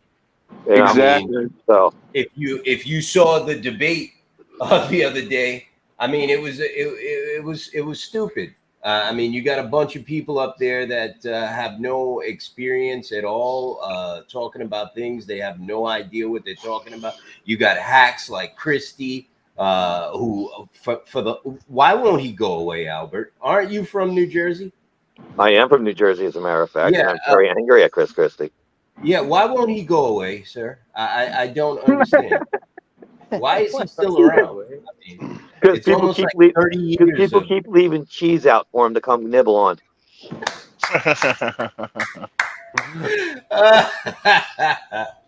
Oh boy. Okay, we're having a lot of fun here. Hey, you all see my shirt, right? Mike's got his hand up. ADD's got his hand up. You all see my shirt, right? I see it. I can't see it. The picture's too small. Oh yeah, I see it. Right. So, and that's why, and I have a bigger version of that on the back, but on the side, if I can get to the sleeve. Nice. So Right. where can we get our Very Albert nice. Harshaw for president shirt? Where can we get one of them? Yeah, actually, this is my work shirt for my company. But yeah, you can order from me. So those are not available for sale on your website. They will be my work shirts. Sure, absolutely. All right. Yeah, put them up. I'll buy one. Roger that. Yeah. Michael, ADD, what is your question, sir? Well, we're all talking about media, and we're talking about platforms, talking about everything else. So, what's your feelings on Section 230. Elaborate on section 230. It's the act that protects the internet platforms from being sued for doing what Look. they, for somebody else doing something on their platform. But it's also not for Sorry. news organizations, and where it breaks the news organization is when they start pushing an agenda of their own and not letting the people have their own say, and they're the almighty gods that talked about and nothing else. Well, So then it becomes a news organization, and I personally think 230 needs to be pulled, redacted, and redone. So here's how I feel about it. I think it needs to be modified. I don't think we should be absolved. We had that problem with the big pharma where they're absolved from a lot of things and they shouldn't be. And I also think this. Look, we're in a brand new digital age, and where our ancestors used to go to their town square and commune and get their bully pulpits and read memos from a newspaper are gone, right? And today, these venues are the new town squares where we commune and do the same thing. So freedom of speech, the First Amendment, I think should be applied and protected on these platforms, for one. Yep. And two, just like in a real life town square, if you commit a crime, you should be able to be prosecuted no matter who you are, right? And that should be applied as well to these digital spaces, right? I mean, look at the truckers; they're joining up with Shepherd's Watch and other organizations to combat child trafficking. So, I mean, that's a perfect example of multi-tiered use. We got and shadow integration. banned and blocked for that, by the way. Who, you all did? No, Michael No, lost Shepherd did. connection. Oh, yeah. No, She what got I'm saying is Shepherd actually she got blocked for children. Yeah, no, they shouldn't be shadow banned, because if it's a First Amendment town square, whether it's digital or in real life, they shouldn't be banned. Well, they also took Praying Hawk's I know. profile down. So I mean, yeah, But it's happening. she's on my staff, and they took her down. It's happening. Hey, Albert, I got another question for you, bro, and it's relating back to the same. I kind of want to clarify the question. Because it really wasn't the answer I was looking for.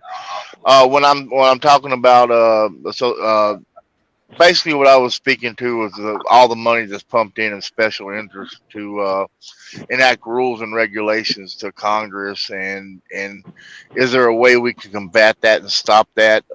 These congressmen getting rich off of special interest money, and it's not in the best interest of small business. That's more along the lines. I wasn't referring to the international. I'm talking more national on that. Well, we keep losing Mike. I apologize. Dan from the insurance division is trying to come in as well. Yeah, let me answer his question real quick. Like that. Okay, So, go ahead, Al. On the local level, look, we're going to probably have to strip some 501c or regulate 501c access or 501c usage, or a combination thereof. And we also have to put limits on what can be lobbied and can't be lobbied. Some lobbies might have to go. And as far as the rest, it's going to take an act of Congress in order to do. You're accessing term limits at that point. So some of it's going to have to be from different outside, left side, up, down, and inside. We're going to have to attack it from multiple points in order to make that happen. Right. Well, But, I just think it's a problem. I see a big problem in the way that laws are enacted, depending on who can pay the highest bid. You know what I mean? I don't like it. It drives me up the wall. I agree with that, but it would be a big fight to actually fight that as Right. well. It's worth the fight, and which would happen. But I was just citing some of the parts we're going to have to fight. We're going to have to limit access up to 501cs where they get their money.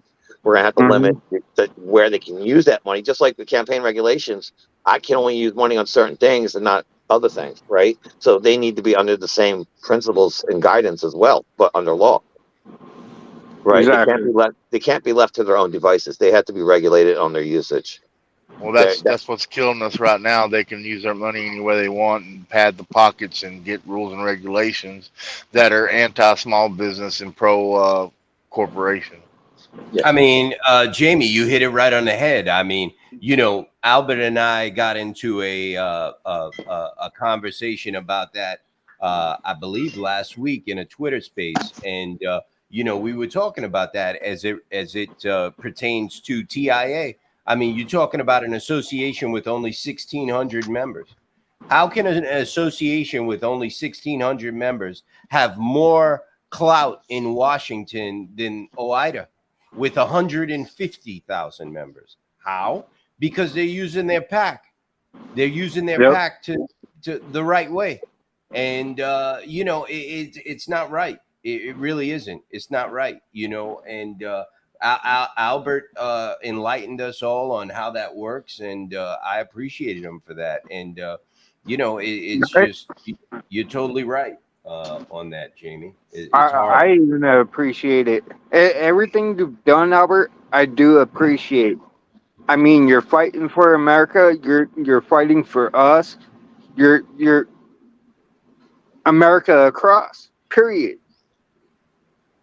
Thank you. And I am. And I love you guys. I love my country. I have a lot of time invested in it, just like you and your families and your history. I feel that, and I understand what you're saying, Albert. I understand that it's not going to be an easy task, that it's going to be a war, because these people obviously get rich off of this practice. But I feel like it's something that needs to be addressed, because, small business is what built America, man, not these multinational corporations, not these mega corporations that care only about their profit margins or their percentage, or, we got to get back to that, to where, it's about small business and the men and the women of the country actually doing the work, getting some of the pie, man, versus these mega corporations, big box stores like we talk about, Walmart, Amazon, places like that. We've lost control of the country I feel we've lost control of our country and canceled out most small business strictly by large donors and sponsored money coming in, special interest money coming in to push rules and regulations to push us out. Well, and just like I said in the beginning, while the truckers make 82% roughly of their industry, combined with all other small business operators of different industry and different capacities, including me, right? In totality, we represent 60% of the economy, right? And I've also said that no large business exists without us. So they need to be worried about us. And if we all united, they're screwed and we win. And that's but it seems like to me they have the power, and it's a classic case, just like what we're dealing with in the transportation industry, where your bigger, larger carriers and mega carriers make up 8%, or 8 to 18% of transportation, yet they're the ones that's being able to push rules and regulations. Well, I mean, to me, it's just I mean, of course, if you're a big corporation and you're trying to push somebody else, the others out of business, how would you do it? You would do it by rules and regulations. Well, let's also take Noah as example for this next piece, right? Pardon me. I have this theory. It's called paper power. Okay, and under paper power, what? So under paper power, the people in charge only have the power as long as we allow it, and because maybe they have the power by law, or maybe they have the power because they were voted in. All that, and maybe they have the power because they have enough money to bankroll it. But that's all paper power. So when the lights go out, right, that they can't access money, they can't pay their bodyguards, they can't pay their underlings, or they can't get their message out. So their vote, even though they're in office, it means nothing anymore. And maybe they're in charge because they have access to all these things, but when the lights are out, they don't. And the people who matter, who have been making the hard fight and the hard living, have the real power of muscle, and they're screwed, because we're going to take that stuff from them, and they're not going to be able to stop us because they're so fat and weak they can't do jack, because that's paper power. So as we unite, like Noah is, right, Noah's making waves, and they're realizing that they're screwed, right? Because now you're applying the power of muscle versus paper power, and they're saying that muscle power will win over paper power. That's paper power theory. I hear that. Before we go to this next issue, and I really, really want to touch on this one because this happened the other day, you know, if you're not on Twitter, you need to get on there because there's a lot happening on there, and I want to touch on that. I want to go to Tim real quick. Chris, did you just wave your hand or something? No, I was checking the notification that popped up. Okay. Tim, Sorry. I'd like to get you. Are you familiar with a law in California, the AB5 rule? Somewhat. I mean, I'm probably just as familiar with it as you are. It's you know, it didn't really apply to me because I'm my own carrier. A lot of the AB5s are working independently, working under somebody else's authority. You know, so I didn't really pay attention to it a whole lot. You know, I believe, like, you know, all the people that were complaining about AB5, all they had to do is go pay the $300 to get their MC number, you know, and that's it. That You're exactly right on that, Tim. You put that perfectly. I mean, I You know, I spent never $300 on a lot more stupid things, you know. So for them not to go, you know, I think the big problem with a lot of them are, you know, with the AB5 is that a lot of them are illegal and maybe believe that they can't go get an MC number. So you know, I believe that was the real cry of it all. I hear you, That's brother. crazy. Wait, you get $300 to get an MC number? Yep. Yeah, it's $300. You know what they did in New Jersey? Okay, when I started out working, right, when I started doing trees and stuff like that, I didn't need too much other than insurance, right? But now they made it where you got to do 64 hours a year of continuing education credits, and it's a $500 license, right? So, like in my state, and now you also to cut grass, you need a license, right? They're licensing people out of work as well. I mean, it's not just like owner operator issues. It's like they're coming after every small business in every way possible and make it untenable. If you're trying to start a business, right, it's untenable just about. You know, I mean, the hurdles you have to come through, because where for tree work it used to be 3,500 a year, now you need 10 to 15,000 a year in insurance.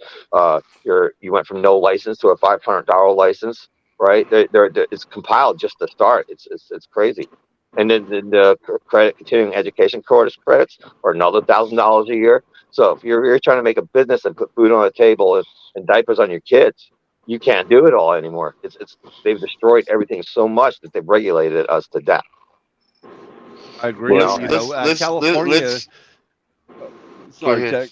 I was just gonna say, you know, California. You know, I mean, living there, I've seen them. You know, they're always putting fees and taxes on, you know, anything they can, and you know, the licensing. You know, it doesn't matter what you do. You need a license for it.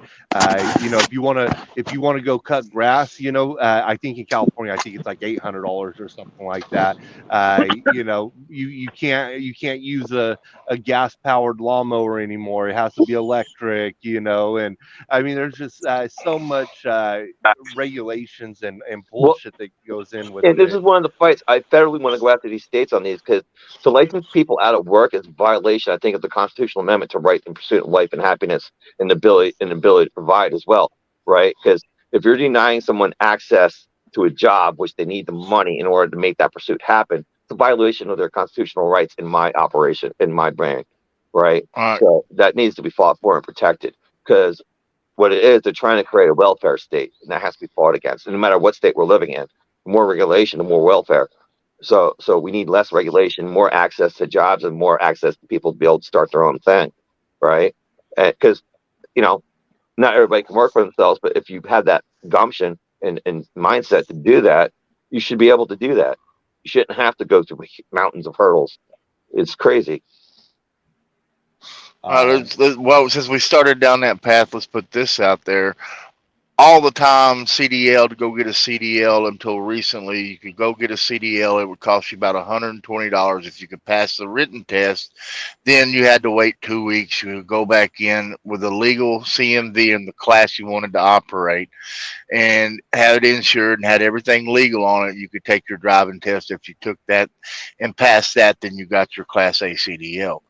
As of this past January, the FMCSA, now you got to keep in mind, they're saying that we're trying to lower the qualifications to make it easier to get a CDL because there's a shortage of drivers, which is a fallacy. There's not a shortage of drivers, but that's the agenda they're pushing. But the whole time they're saying that they want to come in and make it easier to get a CDL and even change the age requirements back from being OTR from 21 back to 18.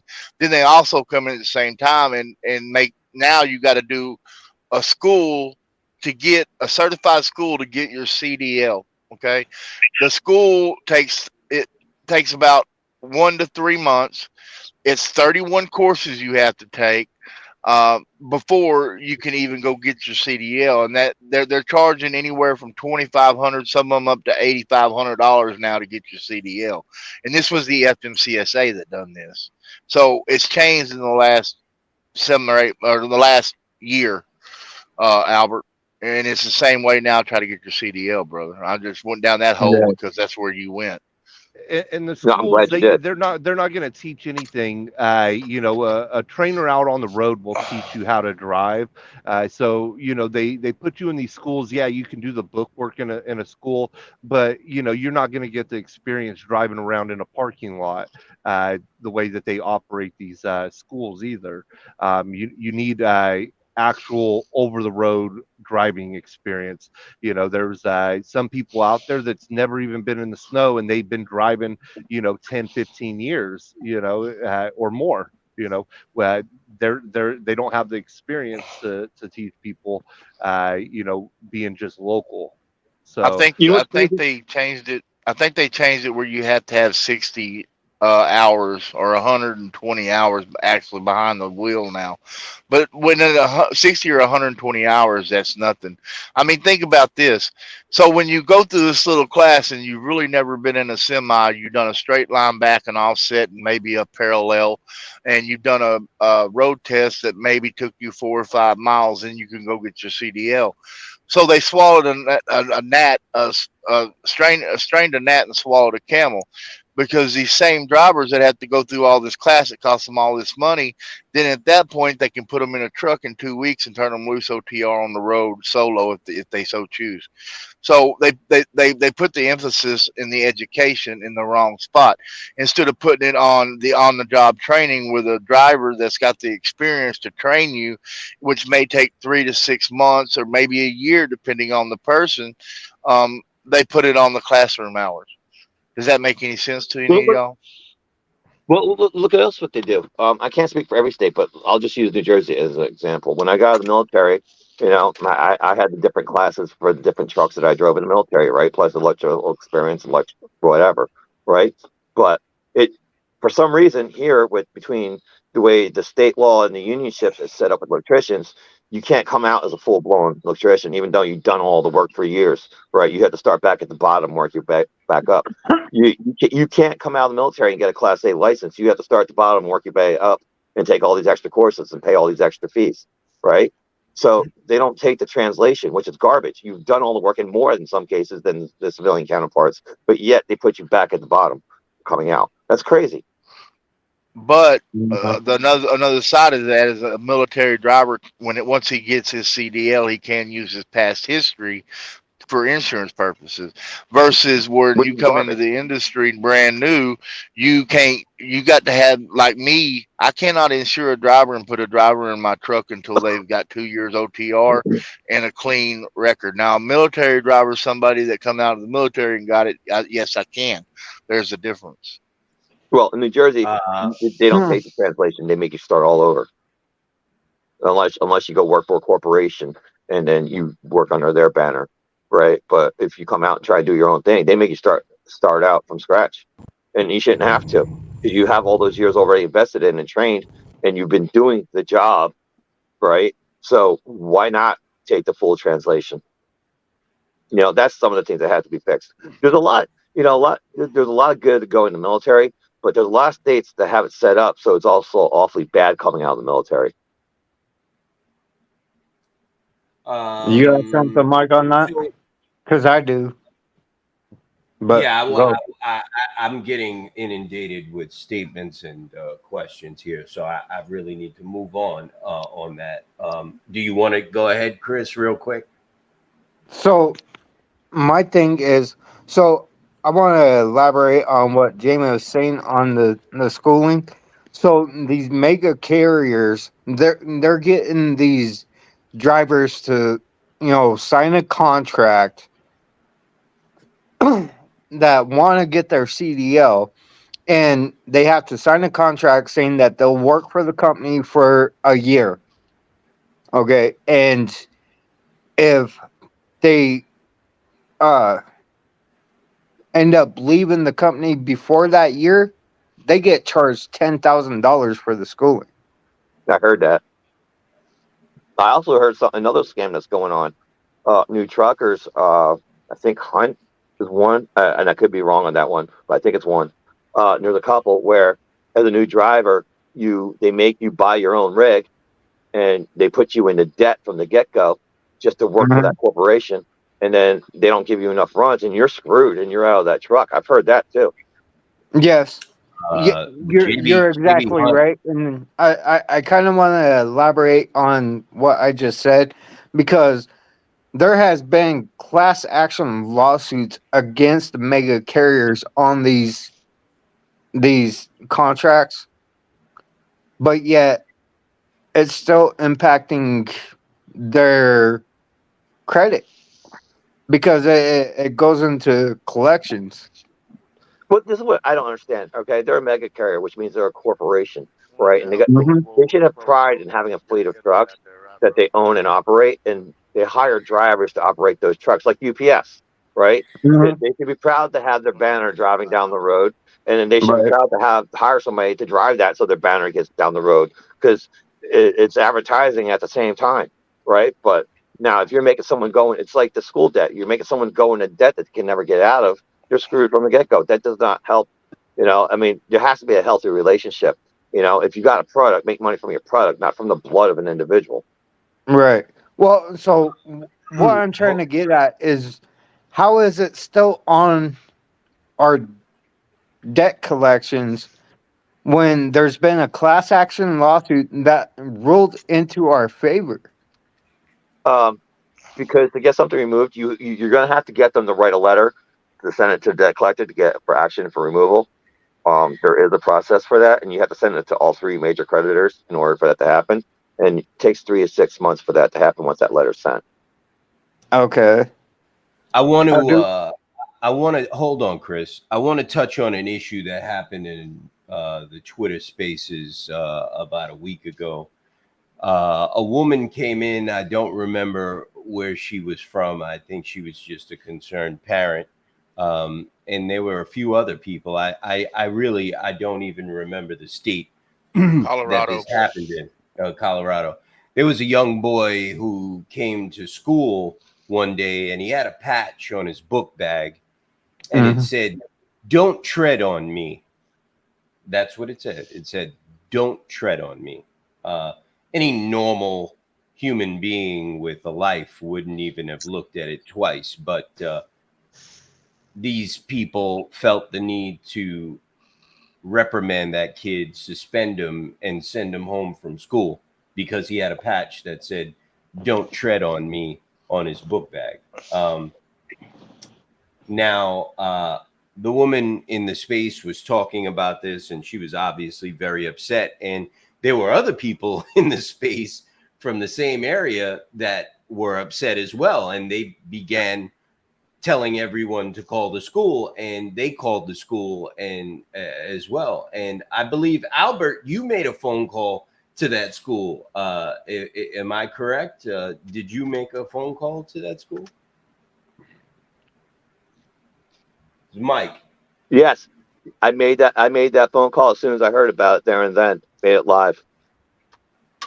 Yeah, and Did you get any response from that school? We called the district originally for 2, and they transferred us to District 11 because they said they had jurisdiction. And then District 11, the supervisor, mind you, said 1, it's a Vanguard operated private school, and that the District 11 has no authority. And I asked them, so I said, so even though the charter school's in your district, you're telling us that you have no authority over the schools in your district. She said, nope, they have their own authority. So that was interesting to find out as well. So in a lot of territories, the district does have authority because there's certain standards. So what they're saying is they have no authority whatsoever. So 2 pieces of information were gleaned. Wow. So you dropped everything you were doing to make a phone call to Colorado about a child you never met who got suspended for a patch, which, I mean, that's like not even a reason to suspend someone for a patch. Look, I'm a dad. I got 2 kids, and I'll be damned if my kids can't get educated, and I'll be damned if they're going to get ostracized for being patriotic. Okay, because Don't Tread on Me has nothing to do with racism. It had everything to do with telling the Royals of England kick pound dirt. Right. I appreciated that, and some of the people watching right now actually reminded me that happened, and that's the reason why I wanted to touch on that and bring that Yeah, up. and I even appreciated that too because I was on that space. Oh, okay. Yeah. The Jamie, sad were you thing there? is, here's the really super sad thing about that situation. That child was a 10-year-old boy. He probably has no idea what that symbol or that language is about. But yeah, I was there. I called him myself, as a matter of fact. Even if Jamie, See, these that's the thing. patches, they just look cool. You No, know but what I here's the mean? thing. Like for a kid, But they here's just look. here's the point that everyone's missing. What we saw, what they did in real life, real time, was part of the programming that they do to our kids. Okay, that was one of the reasons why I wanted to make that phone call. Okay, I don't like it when they tell our kids to go against the parents. I don't like it when they tell our kids to keep things from the parents. I don't like it when they keep parents from critical information about our children. All right, I'm probably one of the most hated people in the school boards where my kids go because I take the task every single time these math teachers are teaching this new funky math that they got. And I put up a simple equation. At least for me, it's a simple equation, right? 2 pi FL over 2 pi FC over 2, right? And it should add, it's XC. It's the equation for equilibrium that it lets you hear over the radio, right? It's a balance equation, right? And the teachers can't solve it, and they're teaching them funky math. I'm like, so you got a math degree, but you can't solve this. You're teaching our kids what? So I always take them to task, right? Because it's important. Our kids have to be educated. 100%. And I do want to elaborate on that because I believe I did see a post on that to where the school actually reversed his suspension because so many people did speak out on it. And that's how it works. That's how it Exactly. works. And That's is why the I wanted to bring it of the up. National Owner Operators Association. And That's what I'm we have telling you. and that's we supervised have by to that get farming. our voices out there, and it fucking works. And that's We the have to supervised unite up on me. and do this. Tim, you were going to say something, and I rudely stepped on you. Please finish your thought, sir. Oh, well, one is, there are definitely power in numbers, and then what I was gonna say is, that 10-year-old, he has rights, he has a right, First Amendment right, just like any other person. I don't care if he's 10 years old or 90 years old. We all have the same rights, and for a patch like that, it wasn't discriminating against anybody, it wasn't hurting anybody, nothing. And so I feel like his rights, even though he probably doesn't understand, that patch or his rights yet, but it's nice to see that the people stood up for him and helped exercise his rights at the same time. Exactly. Yeah, I didn't know someone really close to the issue said he actually did know what the badge meant, and he stood up to the teacher and he put her in her place. So kudos to him. Big Yep. ups. He is a future leader, I hope, of the United States, because we need more kids like that speak up for themselves. It gives me hope and for the stand up for future. themselves. Absolutely, absolutely. Albert, I got one here for you. Can you get rid of the IRS, sir? Actually, the answer, short answer is yes. Short answer is yes. Long answer is with everything we do with paying bills online, there's no reason why tax can't be simplified, that we can go online and pay the tax the same as we pay any other bill. And the only time we need to talk to somebody from the IRS is if the computer system fails, then we can call customer support. It should be that simple. Got it. I got another one here. It seems to be okay in the Biden administration. I want to know if it would be okay they want to know if it would be okay in the Harshaw administration. When elected, can we get a pass to bring cocaine in the White House? Will that be No, that's silly. No. On cocaine. come Hey, on. oh, You're look, the president. Casey driving that train high on cocaine. Great song from the Grateful Dead, but not in the White House. Okay, got it. I guess it only works if you're a Biden. Okay. Let's see here. We got one here. They take the translation for CDL in Idaho. What? The state leaves it up to the employer. Say that one more time. You guys were talking about something regarding CDL. I was doing some research here. Were you talking about something regarding CDLs? Right. And something with employers? Chris, you're in I don't Idaho. understand the You might question. We was speaking about coming out of the military with a CDL and then going into Yeah, private I'm not sector. even sure what that is. That's what we was 'Cause I talking haven't about. heard of it. So the person watching this is saying that in Idaho, if you come out of the military with a CDL, they will accept it in Idaho. Nice. Then that should be the model the rest of the country should follow. Yeah, Right. I haven't heard that. Well, you learn something new every day, sir. And Yeah. they say Exactly. when you Welcome refuse to know a continue, lot. yeah, when you confuse On cocaine. when you decide to when you decide to stop learning, you stop growing. So I try to learn whatever I can every day. I want to touch on something here while we are here. Everyone That was knows. 100% right on that last comment. Okay. All righty. So when we go into congressmen and senators' offices, we leave behind, after our meetings, we usually leave behind something called a one-pager.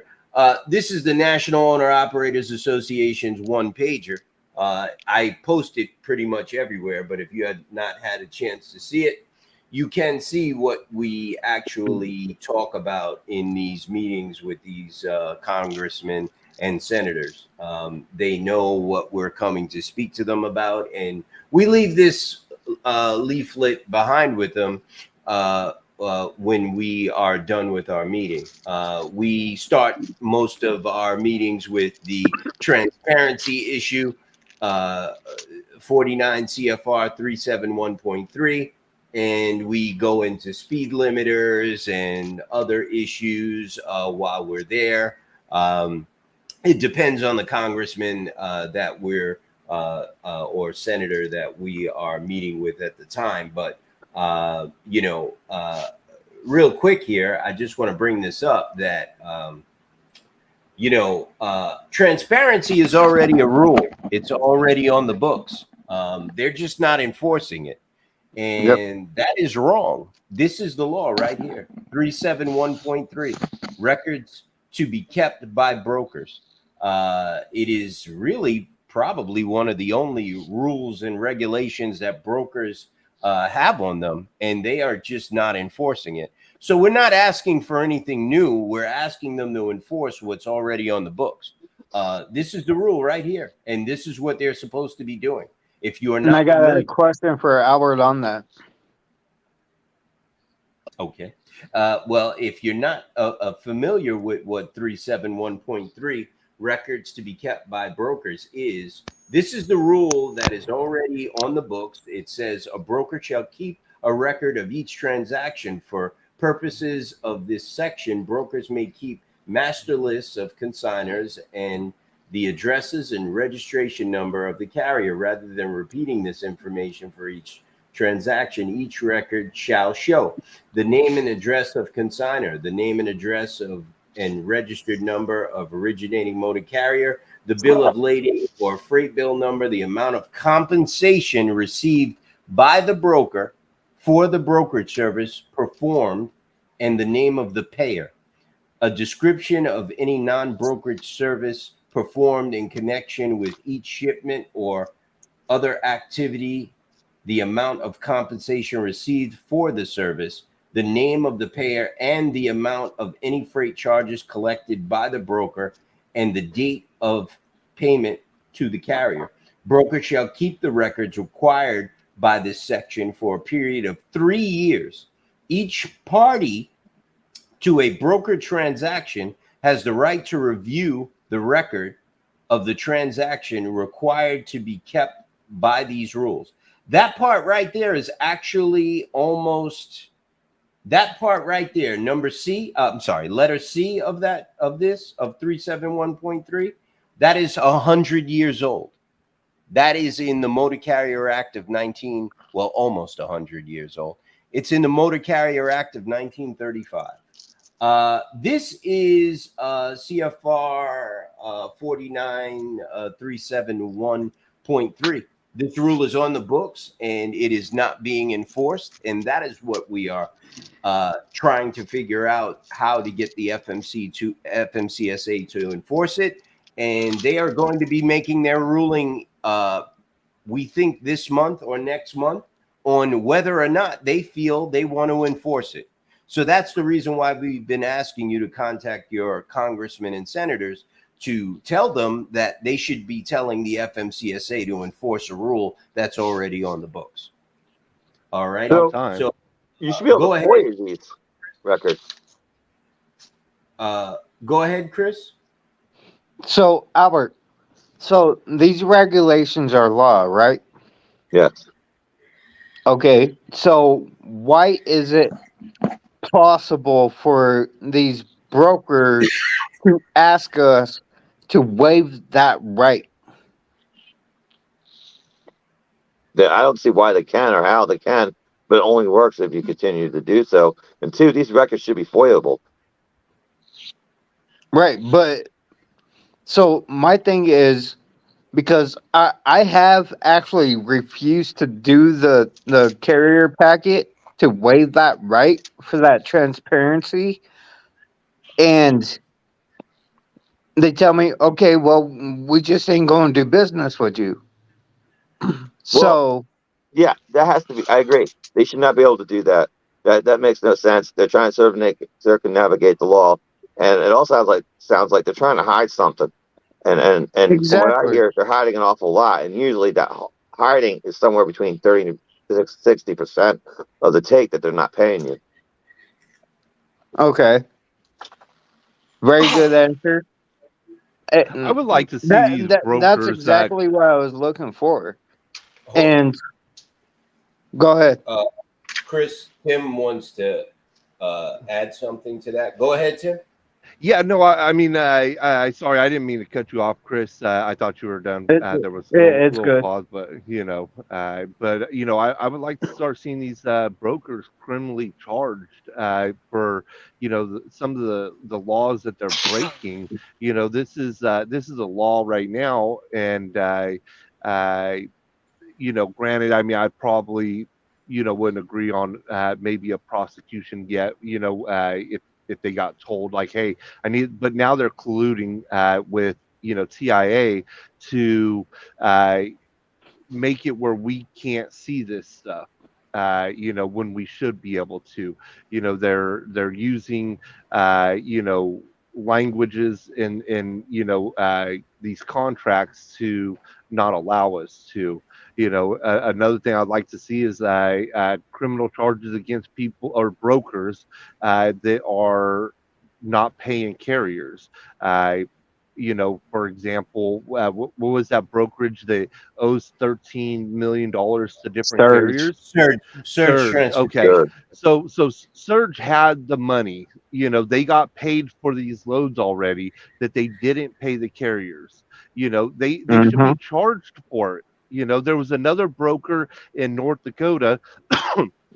She ended up getting a bunch of carriers on a contract, or I don't know if I believe it was her contract, but then she was subbing it out to them. Being the broker. Well, she ended up collecting, I think it was, something like $6 million, and then kept on pushing the carriers out. Oh, well, we're waiting for payment. We're waiting for payment. There's a bunch of stuff messed up. All this bull crap. And once the heat really started coming down on her, she bailed out of town and never was charged for it. Well, yeah, people like that should be hunted down, arrested, charged, and the money should be recollected. That said, two things about this. I have to look up the specific cases, but I remember reading about these instances, right? Any waiver under duress is not legally binding. And two, you cannot waive your right to a legally protected right. And that transparency is a legal right, right? It's there for everybody. And for that, you can't waiver a right, right? So it has no legal standing. So I'm surprised there's been no court cases to challenge this. Lawyers good- cost money. Exactly why I brought it up. That's a good question right there. Why this hasn't been brought, to the courts? I mean, because there's plenty of precedent and there's plenty of rulings, in other industries where people have had to were forcibly forced to sign waivers, right, which constitutes under duress. Because if you don't do this, you don't get that. That's a duress. Okay, so we're clear. Okay, it's legally stated. Duress is do this or else, or if you don't, you don't get this. That's duress. Okay, and it too, because this is your livelihood, right? And Albert, you're denying your livelihood. Albert, that's exactly what this next watcher posted. There's a backlash when the records are requested. They'll decide to not use your business after you request records. Their own do not use list, since there is I read no that. enforcement. There's no I read record. it. So here's the thing that comes under. I'll have to look up for the name in your version, but basically it comes under the whistleblower clause, right? They're backlashing, but again, there's no court cases going after them for the backlash, right? So the backlash can be stopped. This wavering stuff can be stopped, and they can be legally held penalty for this, right? Which is why I'm surprised there's no court cases. Well, the reason why there's no court cases, I believe, is because everybody that has the money to challenge these people are mega carriers, which they don't want to challenge them. They want us out of business. Me personally, if I was to bring a not case only against that, them, it doesn't affect the mega carriers really. Yeah, they would. They're the ones doing it too. Here's the reason there's no court cases, and this is true. They would swallow me if I brought the court case. I'm a single owner operator. I can't afford to bring that case, Right. So right. Which I understand, and you're correct 100%. And I'm not saying some individual. I mean, something like this should be a class action where it's multiple people on the same suit, right? Or several suits joined. It's hard to prove.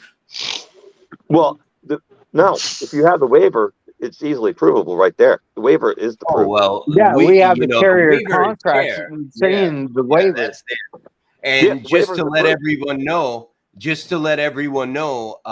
so I mean, I've been saying it often, TIA is meeting with congressmen and senators this month, September 25th, 26th, and 27th, at the JW Washington Hotel in Washington, D.C., they're going to be asking these congressmen and senators to rule in their favor as far as transparency is concerned.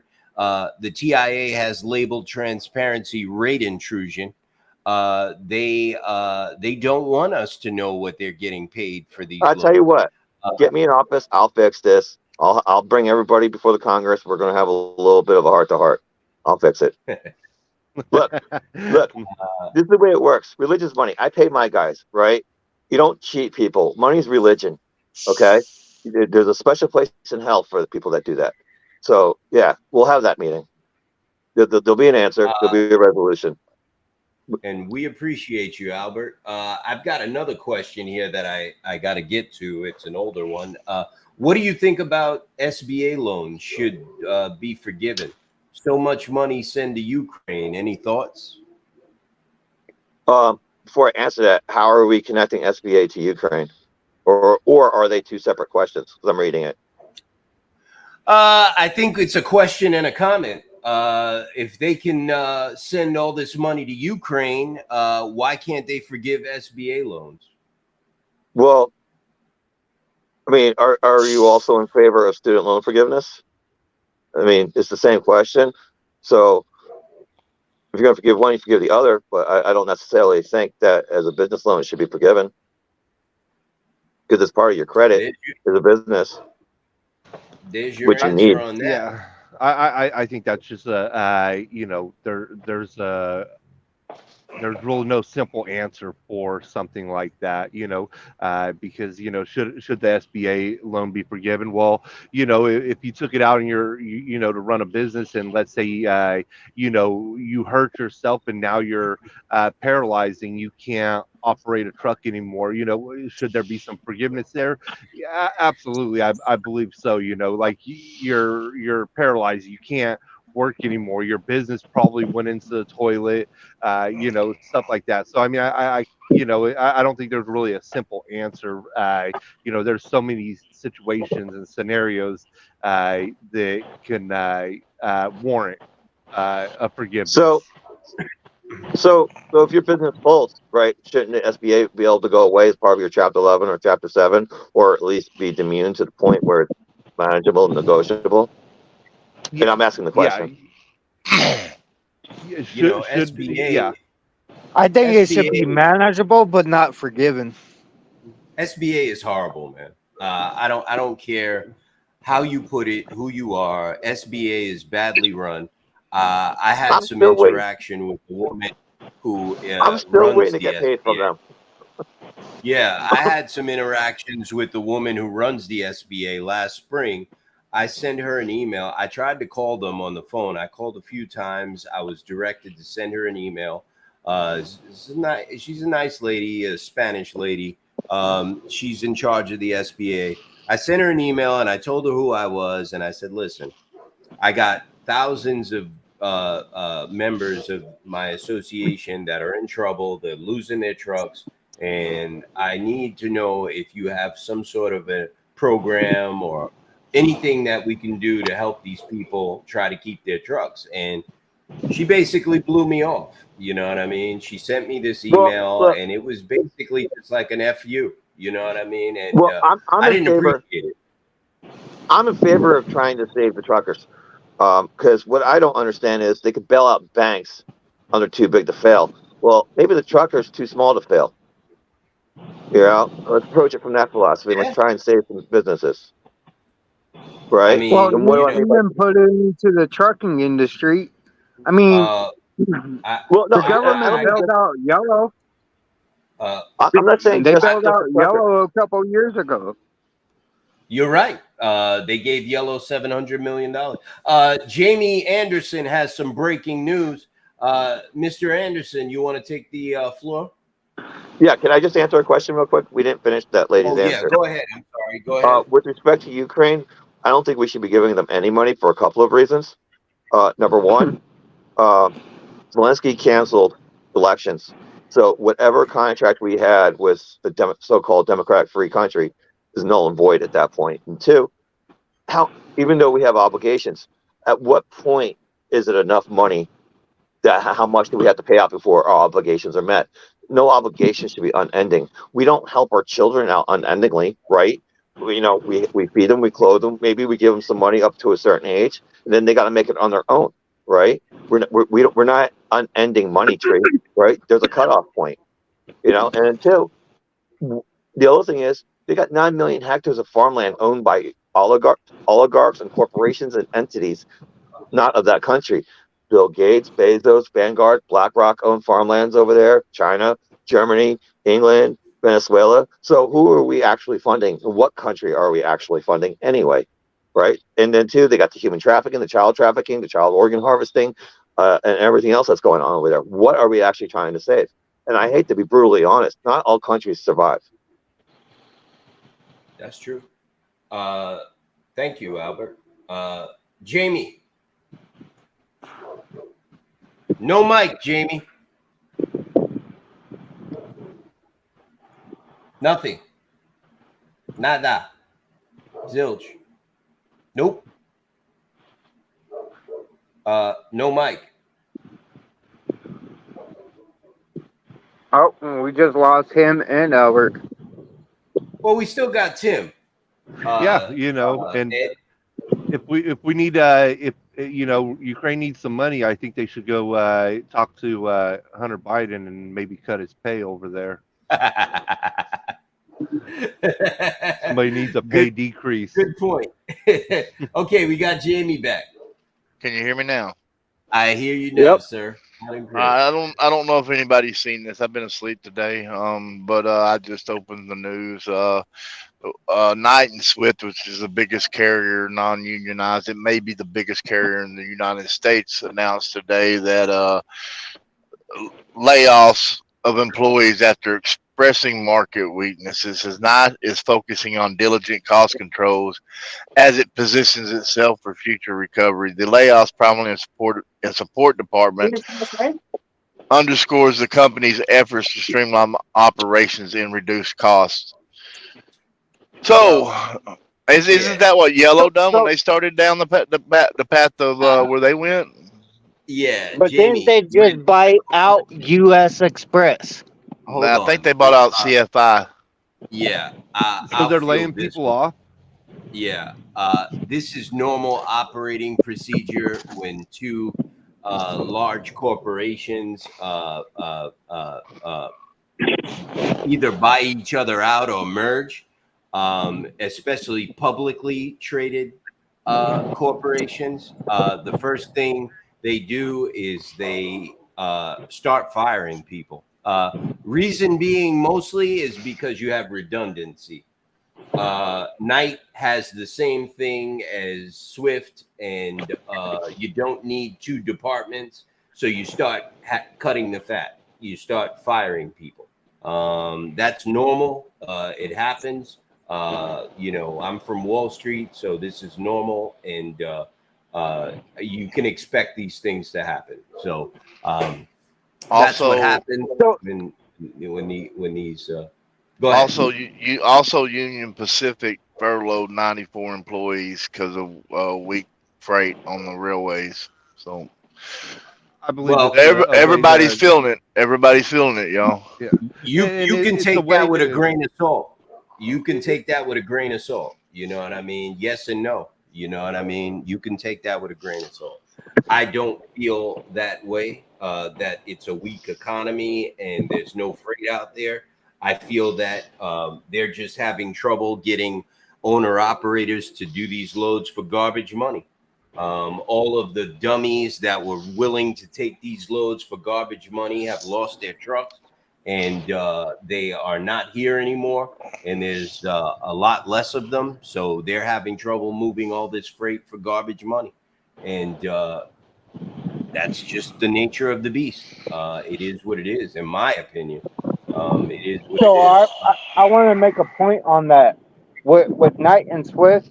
So Mother Trucker actually did a live video with Knight and Swift, and they said that they actually backed their employees up, that they wouldn't even their employees are number one, period. but now they're cutting their employees out because they ended up buying CFI or US Express, whichever one. So, I mean, I wanted to bring that up because it comes down to the corporation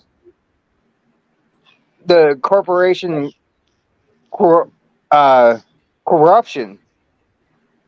Like, they're always in it for themselves. ADD. Well, Thank you, Chris. ADD, are you there? Yeah. Are you reading this on the screen? No, I'm driving, Mr. Oh, Boston. okay. Hey, Convoy- y'all.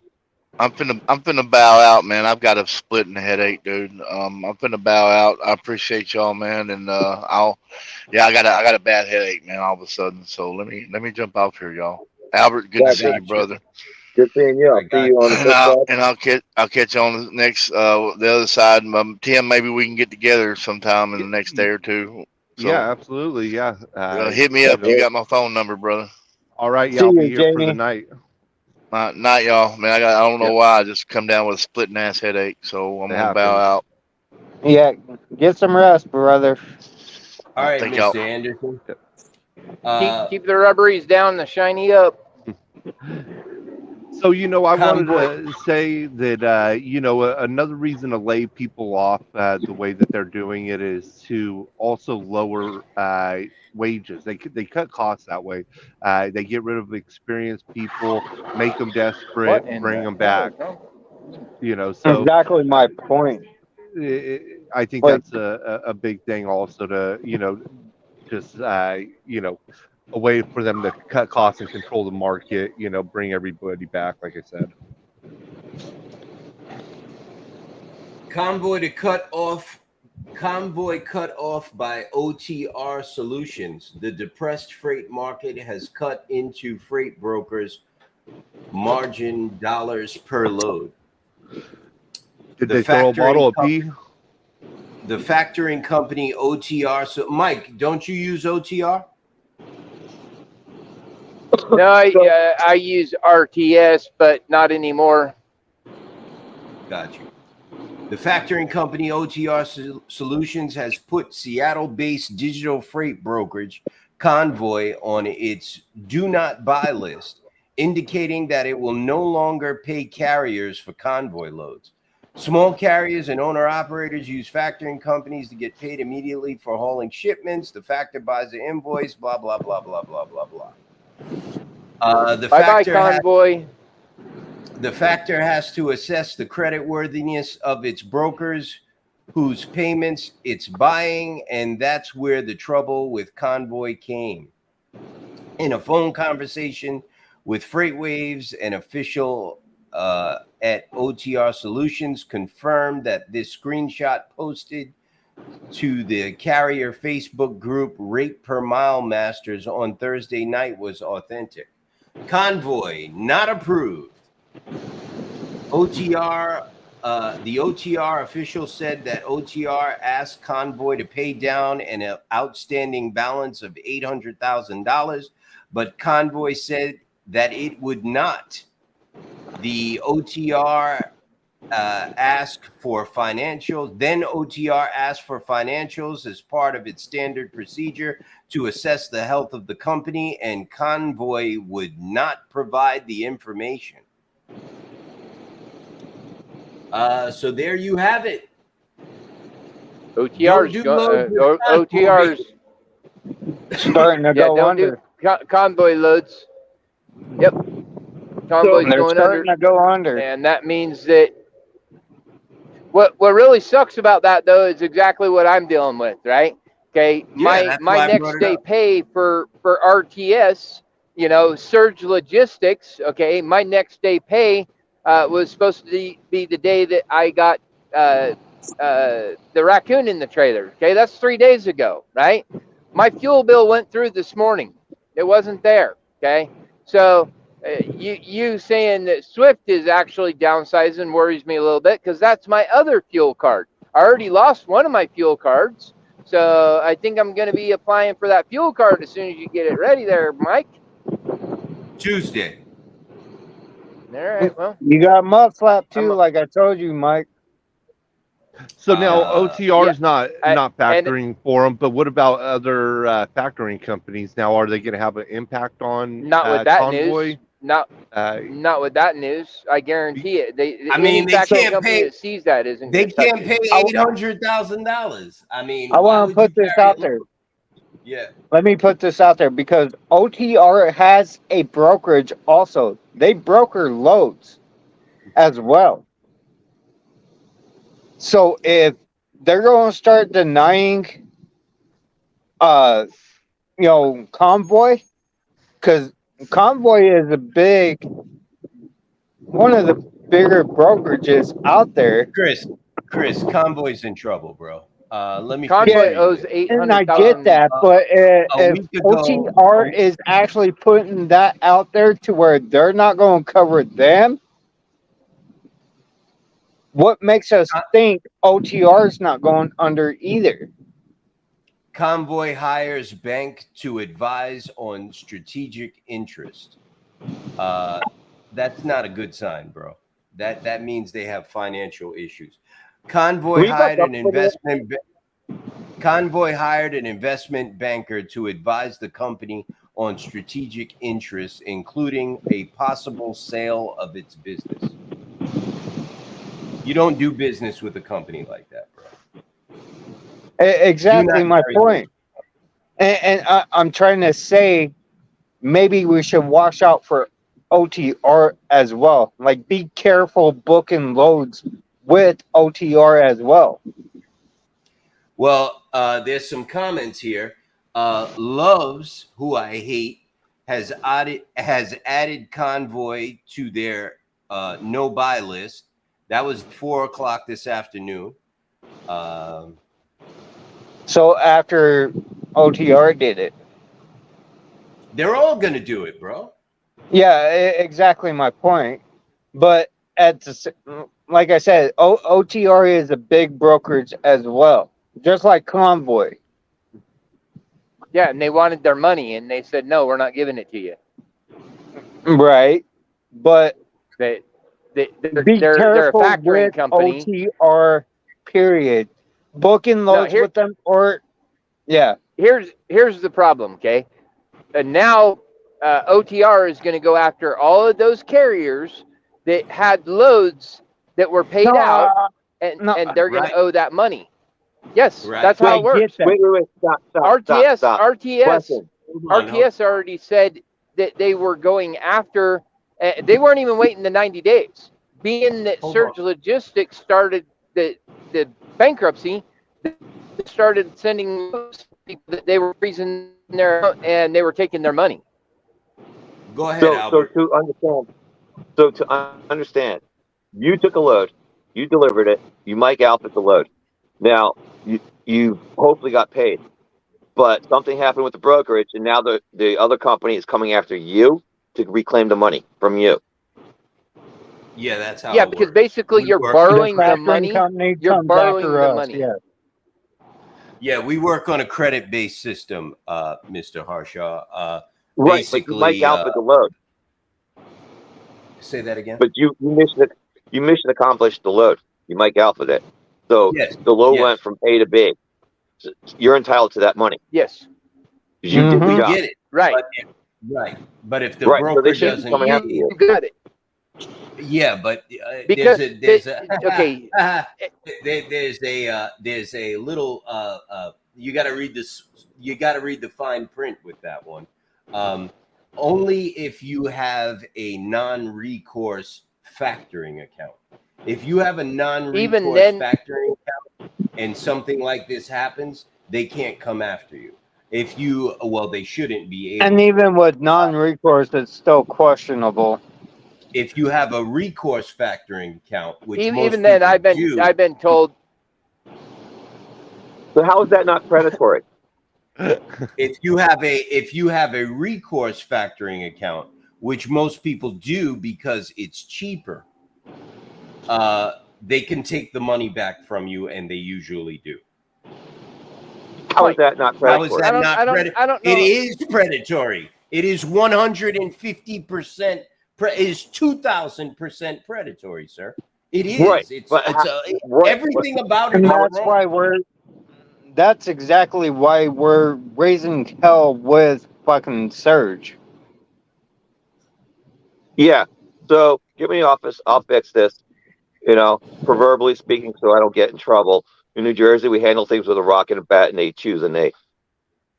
Proverbially speaking. I got you. I like that style. Listen, Mr. Hershaw has been very gracious with his time. We've been on here for 2 hours, 2 hours and 32 minutes and 7 seconds. And Still counting. got 30 minutes to go. No, Mike. It's Friday. We're not gonna do 3 hours tonight. And Mr. Mike Hershaw is has been. determined not breaking to do the tradition. 3 hours. I can't do 3 hours. I just want to touch on something real quick. Earlier Sure. with the SBA loans, I just had a question for the person, and I hope they're still there because I can't. It just says Facebook user. The one who asked about the SBA and the Ukraine question all in one. So I guess my question is this: when you take it out the SBA, are you doing the traditional? I'm going to take what I need plus more for the buffer, or are you taking out only what you need, or are you just taking out a lot versus the little bit and building up over time? Because any business loan creates a profile in the health of any business and owner operator or anything like that. Because a lot of times they use your personal credit score, right? But they use that towards your business as well to develop the health for that business, right? So you can get more later on and do more.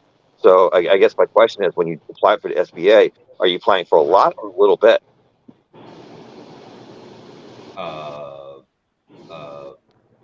We're gonna have to wait until that watcher hears this and responds. In the meantime, I'm going to keep putting up these questions and comments. Debate tomorrow. I'll be listening. Good luck, Albert. You'll do amazing. You'll crush him. Thank you. I will. Look, when you play Yes, for you will. you always win. I want to say something real quick before Albert goes, though. We need We're to not- start getting him up on the stage. That's how his voice is going to be heard. I mean, I'm not going to say that we're going to get him in office because we're a long way from getting there.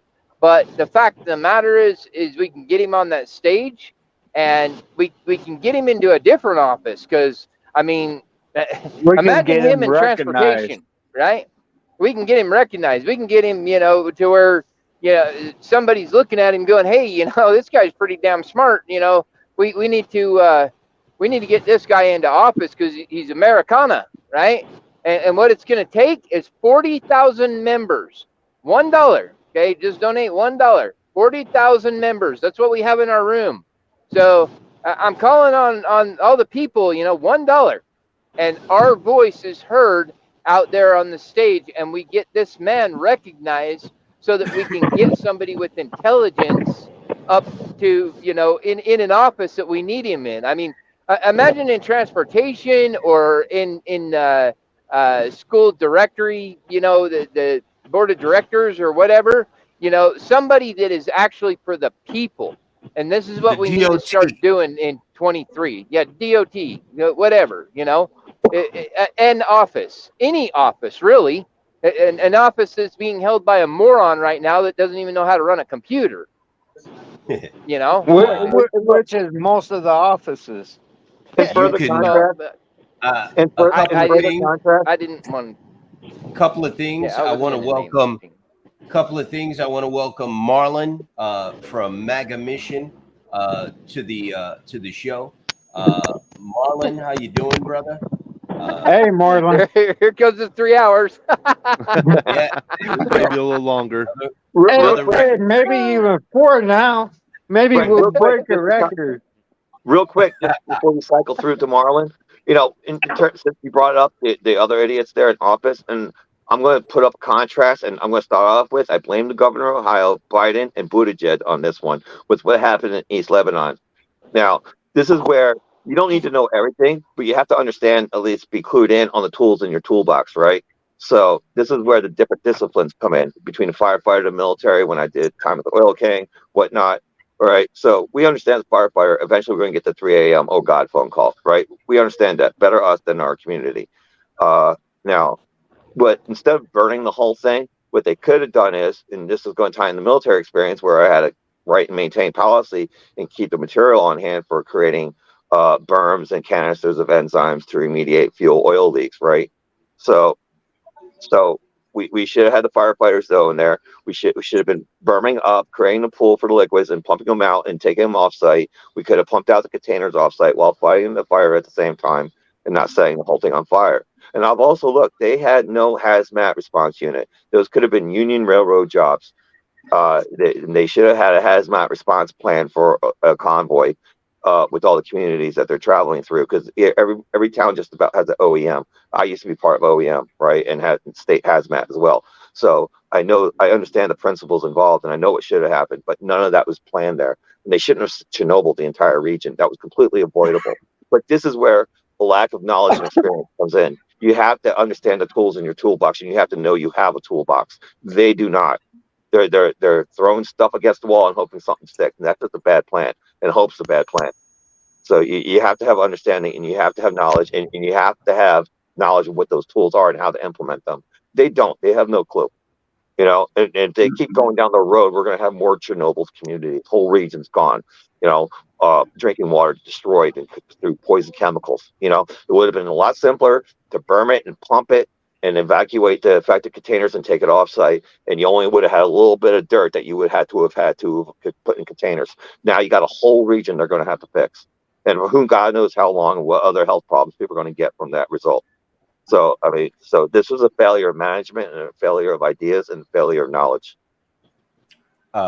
Thank you, Albert. I agree. If you'd like to know more about Albert Harshaw, presidential candidate from New Jersey, please visit Albert Harshaw 4, the number 4 president.com.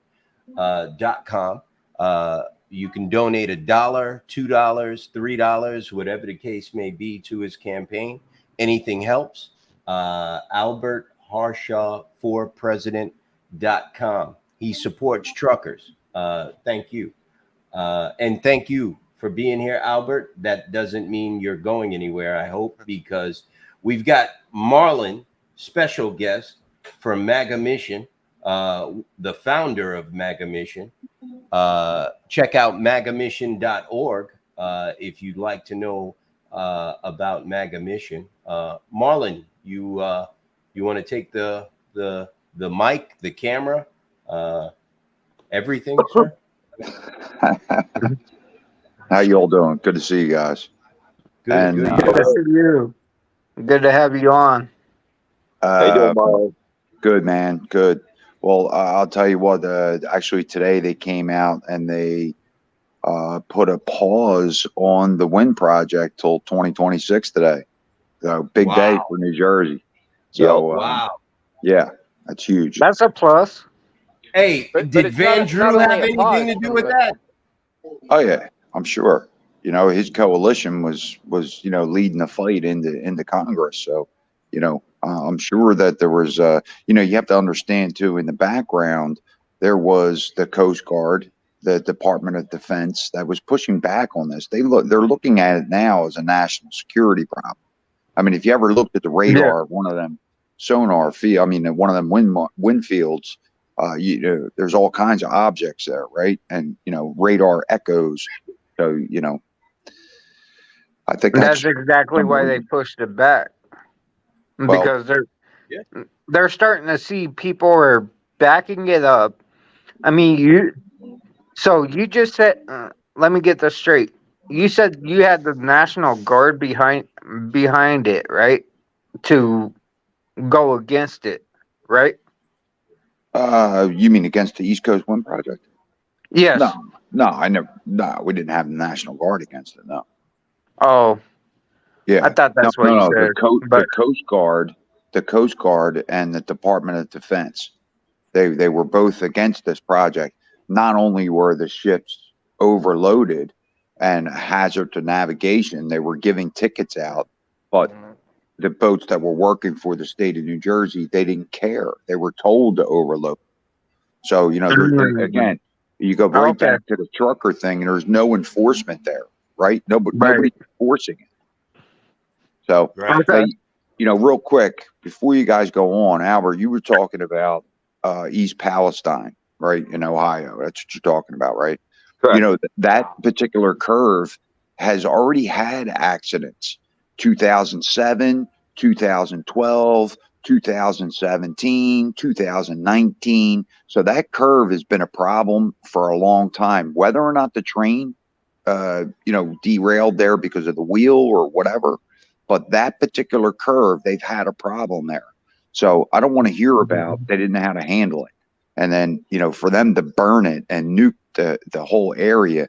Did you see the video of the gentleman who threw the rock in the pond and all the oil came up out of the pond that settled to the bottom? Man, let me tell I've seen you. a lot of videos. They screwed up so badly that should not have happened.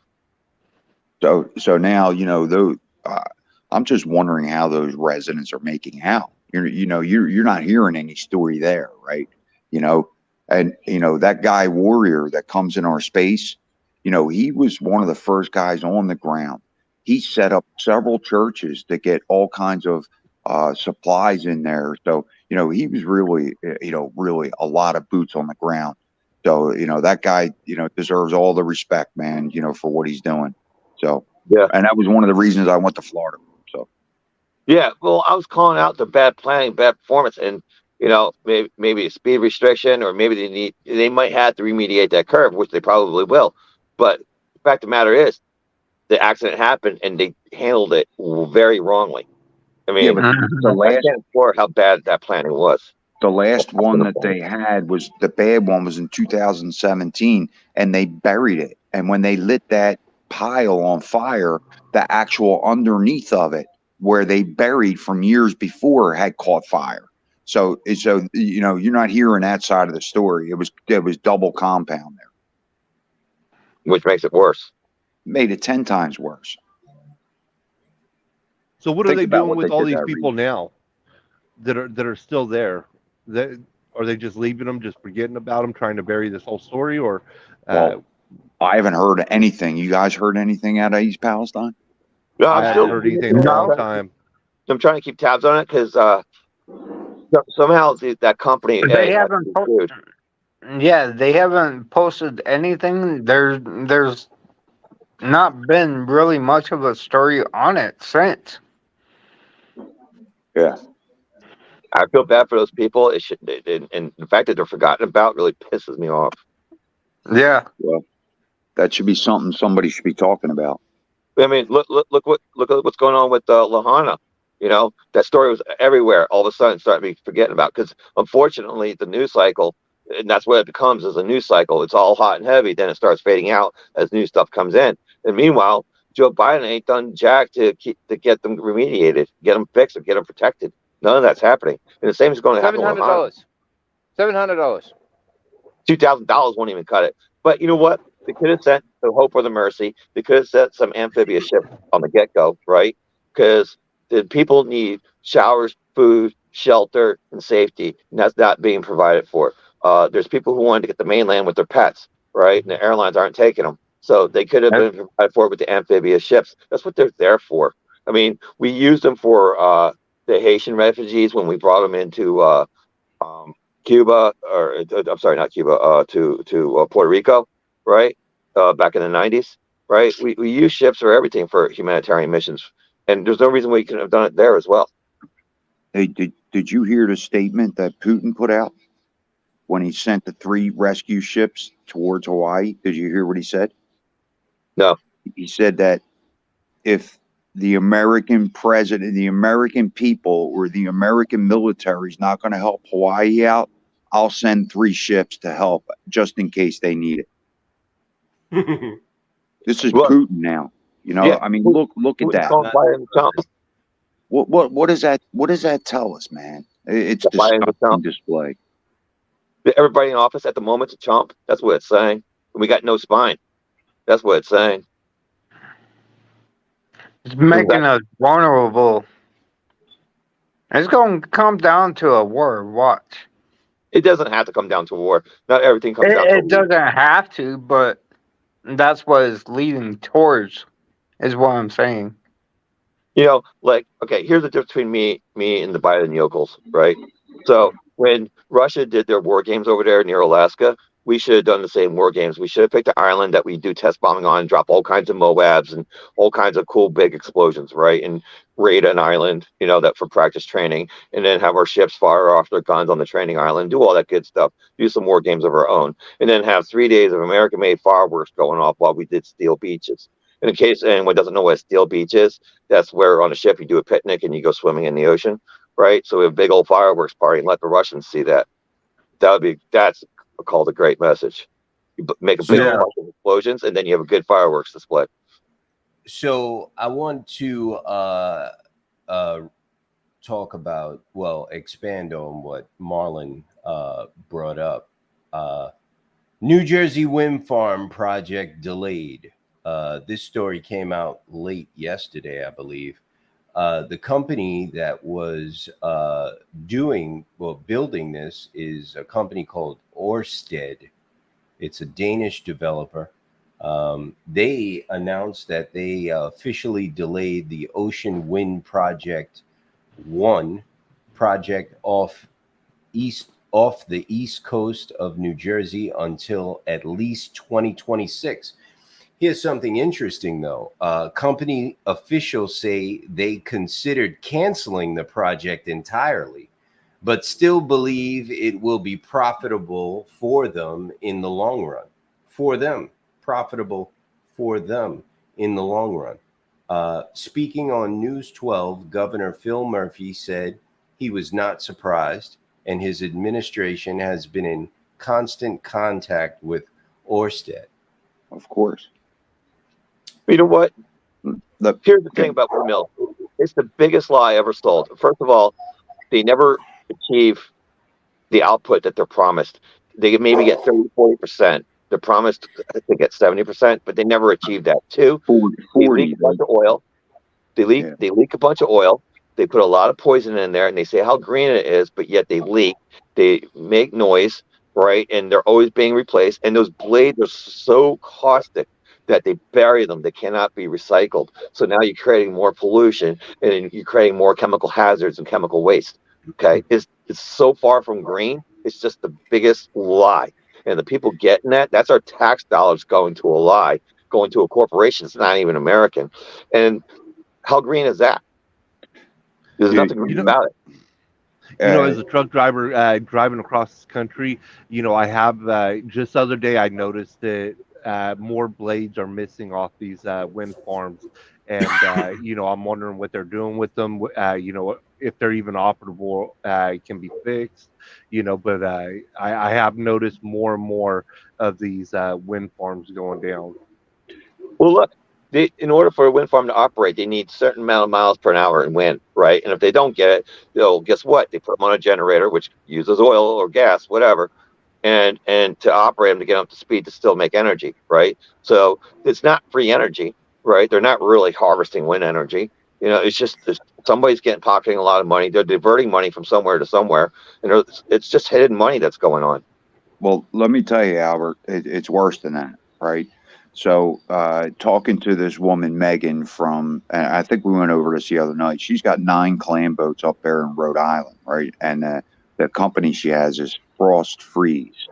And, you know, the Ørsted, she has it all documented where she requested where they do environmental tests and they do, you know, it has to be a certain amount of wind for this thing to be profitable. So, what the bottom line is that they did nothing. They did none of that. And what they did is they tried to make a coalition with fishermen to go for this thing, right? Well, you know, they fabricated it. There was only 2 fishermen that showed up, and one of them was my buddy, right? And this is the same guy that's been working with the Department of Interior since 2015. And his name is Brick Wenzel. And this guy's been on the forefront.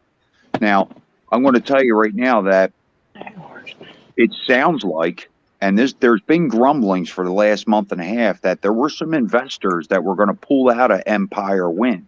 Now, Empire Wind was the one that was closest to the shipping lanes, but it was on the New Jersey side, and it was shaped like a triangle. And they wanted that removed, so it went through an infection in that community where I think they had some investors pull out. And when the investors pulled out, their stock plummeted on Wednesday. They lost $8 billion in cash. So this illusion that we're hearing, I think it was they had to have the financing in place to be able to receive the $250 billion tax credit that they were approved for. If they had the funding, they could get the tax credit. But now the funding's pulling back, and now this is a classic sign. So don't believe everything that you hear here. Well, here's another thing about the solar farms, and I know this from another source. Okay, everyone understands about micrometeorite. Yeah. I forget which state it's in, but there's a state where every year they have to replace the blades from the wind farm because the micrometeorites that get through annihilate the blades. They turn them into Swiss cheese. So they're spending millions of dollars every year in replacements, and it's adding to the pollution. And two, with the rain runoff, when it rains, the blades are so caustic it poisons the land. You can't grow food where these things are, and not to mention the concrete pylons that they're sitting on. Not to mention the cropland that the wind is constantly blowing on, that they've showed tests where the yield is down like 60% where these things are, right? But they're so incentive taxed heavy, it doesn't matter. They're giving them credit cards, guys, and that's our national debt there. So you want to talk about our national debt? That's where it's at. Is there a clean energy that you do support, Albert? Absolutely. Yeah, there's a positive flow tidal lake that we could produce for a fraction of the cost. And I'm going to tell you where the perfect spots for it would be is in these grasslands behind these shore communities. So remember, those shore communities, they mine the cedar out of those creeks. That's why we have the grasslands there.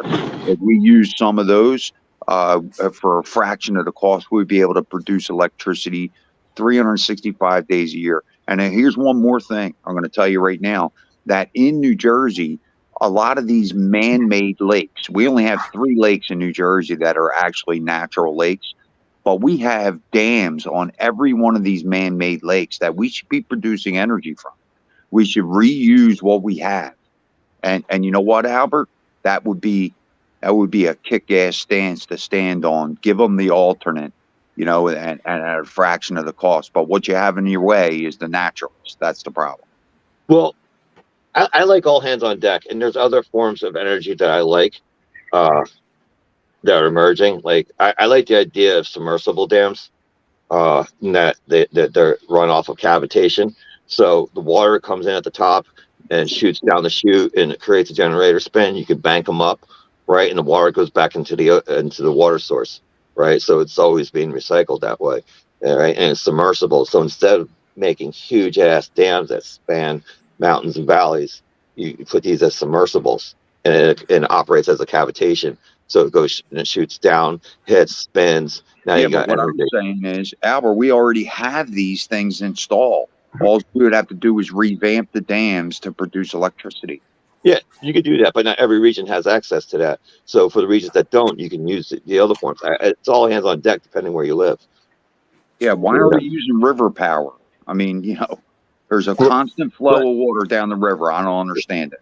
And then there's another form of energy that I like. I like centrifugal plasma state energy, right? Daisy chaining, right? So, and that's new, and I like that. But we still need to do oil. We still need to do fracking. We need coal. We need all hands on deck. We have to get energy independence. And now locally, the idea with the little river dams and things like that helps locally. That takes some of the supply off the main generators, right? But we also have to harden our infrastructure. It's weak. It's third world. If we ever have a Carrington event, Albert, I think this would be a good time to be able to reinstitute coal-fired plants. Now that this wind project's going to be held up, they're going to fire them plants up in Western Jersey here. Yeah, or gas plants. So this would be a good time to collect the truckers that are the triaxles in Western Pennsylvania and West Virginia. Those are the people that I would be attacking, and I would push the shit out of coal. Yeah. Oh, I always look. I'm always for new kinds of energy and alternate energy, right? But it shouldn't be all of it. I think we need all hands on deck, and I think that there's different venues in different regions where different formats of it are useful, but it doesn't apply for every single region, because every sector is different. So we each have different needs depending where we live. So we're going to have different results. So we should be doing everything and anything. We should never, ever, ever, ever hat in hand to another country asking or begging for oil. That is the retarded thing, especially when you go to your enemies like Biden does. That just should not be happening.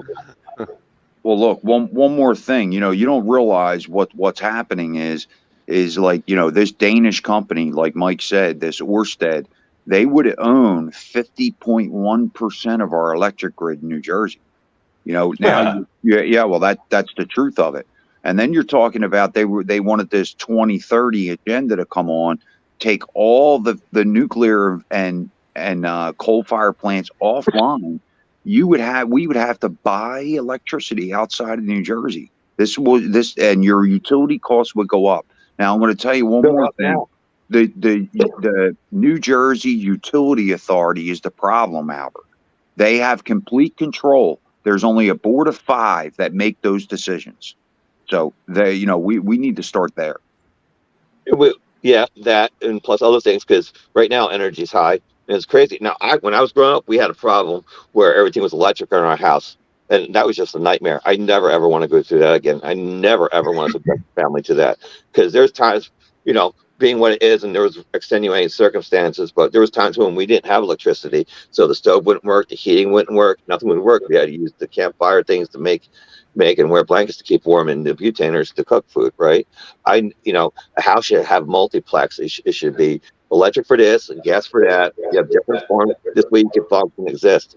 I never want a family to be 100% on electric, because God forbid something tragic happens in your life and you're forced to make choices and they turn off your electricity. No family should be subjected to that ever. I do want to switch gears here a little bit. I think we lost Chris. Hey, listen, one more question, because I gotta go. I gotta get ready for tomorrow's debate. Absolutely. 1 second here. I think we're all questioned out. But 1 second, I haven't checked in a minute. We've got a I Love Albert Hershaw here. Maybe we can get that put on a shirt. Let's see, I'm sharing him all over Facebook, X. Is that Twitter? And YouTube. Debate tomorrow. I'll be listening. Good luck, Albert. You'll do amazing. You'll crush them. Okay. I agree. Oh wait. I had one. Hey, I got one criticism for you. Ready, Albert? Fire. Yo, make sure you just talk slower. Fair enough. All right. Cool.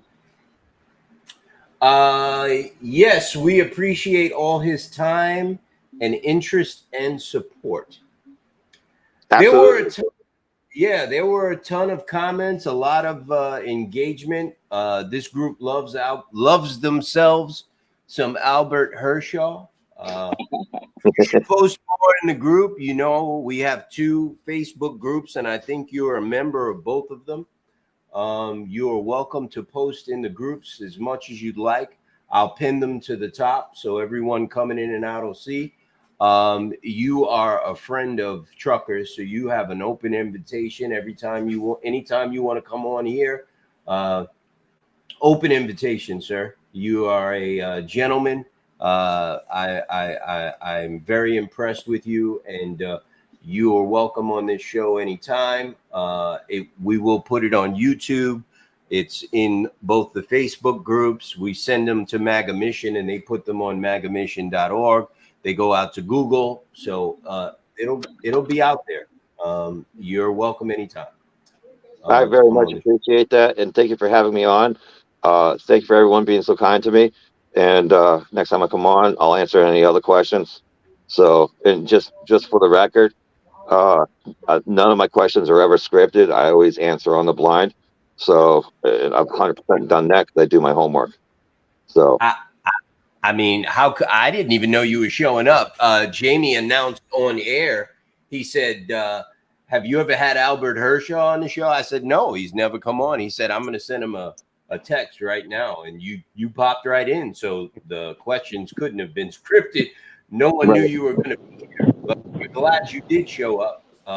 You almost held our record of longest show ever. And I think this is our 20th show, by the way. So it is an anniversary and a celebration show. So cool. we're glad to have you. We want to have you again, at least if you get too busy. We want you to be here at least on our when we have our 40th show.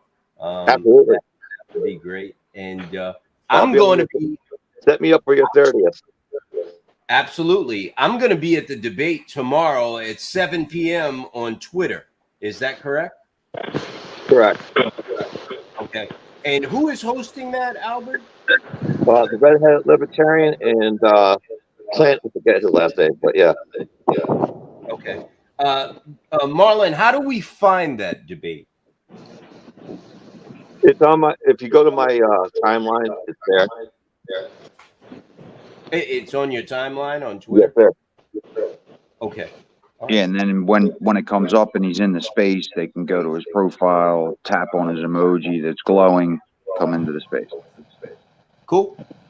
Mr. Hershaw, thank you so much for being here. I know you're a busy guy running for president. You're welcome to come back anytime. And, we really appreciated having you on the show tonight. Thank you, sir. I appreciate it. And go check my timeline. I put a PSA up there from my job, from one of my job sites. So it's fun. Absolutely. Everybody check it out. Remember, Albert Hershaw for president.com. Any donation, $1, $2, $3, anything helps. Let's try to help Albert Hershaw change this country for the better. Thank you, Mr. Hershaw. Thanks, you. Albert. God bless America. Good night. Yep. See you, Albert. See you, Albert. So, Marlon, congratulations on that victory. That just goes to show you lobbying does work. Yep. Being tough, keeping the message out there, keep getting it out there. These people get phone calls, emails, text messages, and something that seems like a good idea on paper probably doesn't seem like a good idea in reality, and they understand that and they pull back, and this is a perfect example of it. I'm proud of you, and congrats, man. That's all I. Well, again, I gotta admit, I mean, there was a lot of other people working on it. It wasn't just me, so maybe I brought some awareness, maybe. Yeah, I mean, it's important, man. Saving the environment for our children and protecting whales. I mean, do we want another species leaving the planet? I mean, come on. It's important, especially with something like this, a project that was basically a total waste of time. And it wasn't going to make anybody any money except the company that was pushing for it. You know what I mean? So, and my governor. And my governor. There you go. Chris, are you back? Yeah. Can you hear me? I hear you. I just don't see you. Michael, are you alive? Did you get truck jacked? I'm having issues with my phone. Well, I think you need to pick it up. That might be the issue. I'm more No, it's not, because I have the phone right in my hand. Oh, your screen is frozen. Well, we're about to shut it down anyway. I just wanted to Everybody's go- screen's frozen. So, once again, this is the one pager that we leave out every time we go and visit senators in Washington. Every time our people go to meet with senators and congressmen in Washington, we leave this one pager behind with them. And you could see that we have the if you scroll down, we touched on this earlier in the show, the first part here, which is the transparency issue and the problems with the Motor Carrier Act of 1980. But the second part down here at the bottom is about the wheelers, the Speed Limiters Act, the HR 3039, the Drive Act. We've actually been talking with congressmen and senators about this since June. Our people are down there talking to them about it regularly and how they should support it because speed limiters aren't going to make the roads safer. When we started getting involved with this, it had some support, but not a lot, but it did have support, and you could see the original sponsors and co-sponsors there. By the time we got involved with it, it had a few more. But, we definitely applied force here. And you can see I have the act right there. That's it. HR 3039, the Drive Act. Since we need more force on it. Since we gotten involved with it since June, I believe... Actually, there's one missing here. So we got 1, 2, 3, 4, 5, 6, 7, 8, 9, 10, 11, 12, 13. We actually got 14 more reps, 14 more congressmen supporting this bill since we got involved with it in June. So we've really been pushing hard on it, and we're seeing results. Right now, this bill has 27 co-sponsors, and when we got involved with it, I believe it had 5. So, that just goes to show you once again, lobbying does work. And if we get the support that we need to get on this bill, you will not see a speed limiter in your truck. And that's basically it. Go ahead, Chris. So when are they actually voting on that? Because we can actually bring that up in the conversation on September 6th with Congressman Fulcher. We'll talk about it. Okay. I just make everyone aware of that, and we will definitely talk about that, Chris. I think we had we got one more comment here. 1 second. Where can I get T-shirt of Noah? Thank you. I am a member. That is on the website. You can get a T-shirt. It's there. You have to go to the store, but it's on the website. I will have better information on that next week. We are still working on the online store, but you can get a T-shirt on the website. I want to shut the show down because I'm tired. Okay. And, Hey, you made 3 hours, 3 hours and 10 minutes. Good You guys job. are getting old. Yeah, no, I'm already old, brother. I think we had a great show tonight. We had a lot of good people on, and we covered a lot of ground. If anybody has any final, words they want to, put out there, any final messages, please feel free. And yeah, you got the floor. Chris, we'll start with you. Actually, you know what? Let's start with Tim. Tim, thank you for joining us. First time on the show. You've got an open invitation too, sir. Always welcome. Please, anytime. Go ahead, Tim. Thank you. I appreciate it. Floor, bro. I I really don't know what to really say. Albert Hershaw, he's pretty awesome. He's standing with us. He doesn't ignore us. It's pretty nice to talk to him every time. He has a wealth of knowledge. A lot of the subjects I can't even really touch on. Because of the way he puts it. He pretty much sums it all up really quick. Uh, and as far as the trucking, you know, stand up for yourself. You gotta stand up and tell these brokers no. I mean, I do it every day. My girlfriend, she gets mad at me sometimes. Not really mad, but she tells me, "Well, take this load. At least it'll pay for the fuel and stuff." And I'm like, "Nope, I can't do it. I just refuse to." Right. And so everybody needs to get together and stand up against them. It'll make a world of difference. Contact your local Congress. They're the ones that's going to be voting on these laws. We don't want to have an unfavorable law just because you didn't contact them. So reach out to them, contact them. Gotta talk to them. If they don't hear your voice, then they're going to go with the opposite.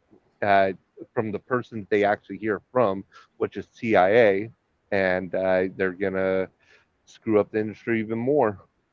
So I want to say thank you to everybody. It's good to be on here. Um, you know, Great show, and hope you guys all have a good night. And you know what, Tim? You hit it right on the head, brother. They count on you keeping your mouth shut. If you keep your mouth shut, they go into these senators and congressmen's offices and they don't care. So why should you? You know what I mean? Let's get this bill signed, and you totally right, brother. You hit it right on the head. No, please, in a second. Yeah, sorry. If yeah, it's all good. If you don't go in there and you say he wants no, me to end the show, Tim. He's like, please, I gotta piss. Oh yeah. They both But do. last thing is, if they go in there and they're telling their side of the story and there's nobody there to tell the other side, then of course they're going to side with them. So we got to let our voice be heard. Well, there isn't enough voices, and they're lining their pockets. They're not having a problem with it. You got to get a lot of voices heard. They got to know that that there's people that really, really don't want it to happen, and they're going to be angry if it does, and it could sway their chances of having a cushy little spot in office. That's what it boils down to. Yep, it boils down to those votes. That's what they really care about. So that's all they care about. If we're telling them we're not going to vote for them, we're going to vote them out, then they'll start caring. Yep, I agree with that. Takes numbers. We got to push forward. And make a stand. This is our time right now to make that stand. There's a lot going on in the trucking industry and movements, and before it was just OOIDA, which everybody knows is a joke. They haven't done anything for us, but now we have people like Mike that is allowing our voices to be heard. Now a lot of these senators and representatives, they're getting scared because we are standing up against them now. They haven't seen this before. Not since I believe the 70s. They haven't seen this this much push.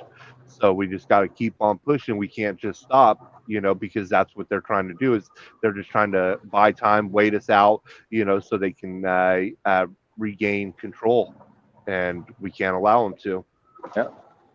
Well, other than Mike, trying to shove the membership down everybody's throat because it's not worth anything and we're all scammers. Other than that, thanks for Grift- hosting the room. You know, Get it yeah, right. Grifters. I'm sorry, Grifters. grifters. Yeah. We are grifters. Yeah. But You know, and if you don't want to pay for the membership, okay, there's other groups that you can join that are aligned with us. You know, there's other Yeah. associations that's well, aligned with us. Absolutely. that's not even it, dude. Absolutely. You had to have been Absolutely. here to see it. But yeah, you're right. But yeah, Absolutely. Any of them, TMJ, SBTC, John Grosvenor's organization. There's just so many. Everybody except OIDA and ATA. well, I mean, they can join there Yeah. too. I mean, waste their money. No, they suck, especially ATA. But go Yeah. ahead, Mike. Finish your thought, brother.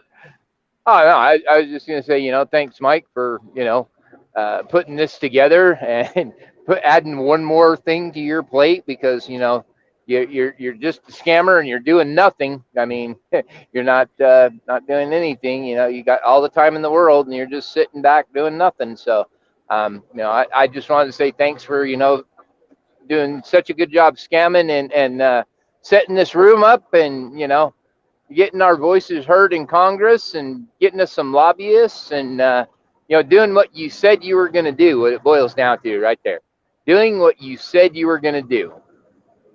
Well, And that's it. I appreciate it, Mike. From one grifter to another, I will be in Washington September 13th, scamming with the rest of the lowlives in Congress, and I guess I'll fit right in. My right hand, Ed McMahon, Chris. You So got the floor, brother. ADD just changed my mind on my closing thought. Okay. So you think we're drifters? You think we're scamming you? Look at OIDA. Look at ATA.